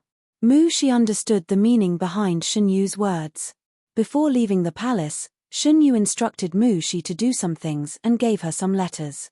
He asked her to find an opportunity to deliver the letters to the people in the country residence without arousing any suspicion. After leaving the palace, Shun Yu used the excuse that he wanted to be alone with Shang Junlin and did not bring the palace servants out to play. Mu Shi used the excuse that she wanted to buy things and meet her friends. She was only Shun Yu's servant and the hidden dragon guards would not pay too much attention to her. After confirming that there was no problem, Mu Shi let her guard down. At this time, Mu Shi secretly sent out the letters. There was not much important information in the letters. The real plan had already been deployed before entering the palace. Shun Yu was waiting for the perfect opportunity when official Fang thoroughly investigated Prince Yu. With the help of official Fang, Prince Yu's forces would be discovered in advance. Other than the fact that it would be too smooth, there would not be any suspicious points. This was because his people did not really participate in the plan and only revealed some clues. Now, it seemed that the plan was going smoothly. Well, remember to prepare the snacks that you mentioned to me last time. I will bring His Majesty to taste them. Shun Yu washed his face. Shang Junlin heard the noise and came in. Your Majesty, you are awake? His Majesty is busy with political affairs. Is there a minister outside? Shun Yu looked outside the door. It's official Fang. He has finished. He will go back by himself. Official Fang, who was left behind, stood in the courtyard with a blank face. Eunuch Meng smiled and walked forward. Official Fang, please go back. After thinking about it, Official Fang had finished what he wanted to say. There was no need to stay. Official Fang turned and left. Your Majesty, where are we going today? Shun Yu looked away and asked excitedly. To Tsangqi Mountain. Tsangqi Mountain. The mountain was located in the northern suburbs of the capital. The scenery was beautiful. Every year, many people invited their relatives and friends to go for a spring walk and enjoy the scenery. Tsangqi Mountain was not far from where they lived. After an hour, the carriage stopped. This time, they brought a few palace servants with them. The palace servants went to arrange a place to rest. Shun Yu and Shang Junlin walked and strolled. The sun was bright and the breeze was warm. Looking around, there were all kinds of flowers dotted in the green. Occasionally, a few young women walked by happily. They were more beautiful than the flowers. There were students gathered by the river, drinking and composing poems. Shun Yu saw Jiang Huiqing and He Chengyu. Considering Shang Junlin's mood, he did not go over. The two walked through the crowd together. Listening to the laughter around them, they were in a good mood. How nice it would be if I could be so comfortable every day. Shun Yu sighed. If Yu likes it, we will come again next time. Will it be too troublesome? After all, he was the emperor. This kind of thing that was easy for ordinary people to do was more than a little troublesome for them. If Shun Yu likes it, it doesn't matter if it is a little troublesome. Shang Junlin looked at the smile on Shun Yu's face and thought secretly. Be careful. A gust of wind came. Shang Junlin did not have time to think. He held Shun Yu and turned around.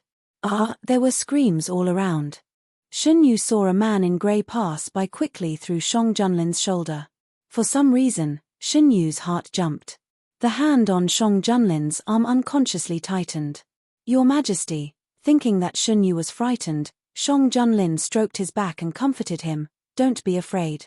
Shunyu calmed down, but he still could not ignore the palpitations in his heart. Who was that man? Why did he appear here? You're tuning in to the Dreamy Chapters YouTube channel. We're so grateful for your support, and don't forget to subscribe to join us on this incredible journey through captivating stories. Your generosity through donations truly makes a world of difference, as it's the primary source of revenue that allows me to expand and enhance this channel for you.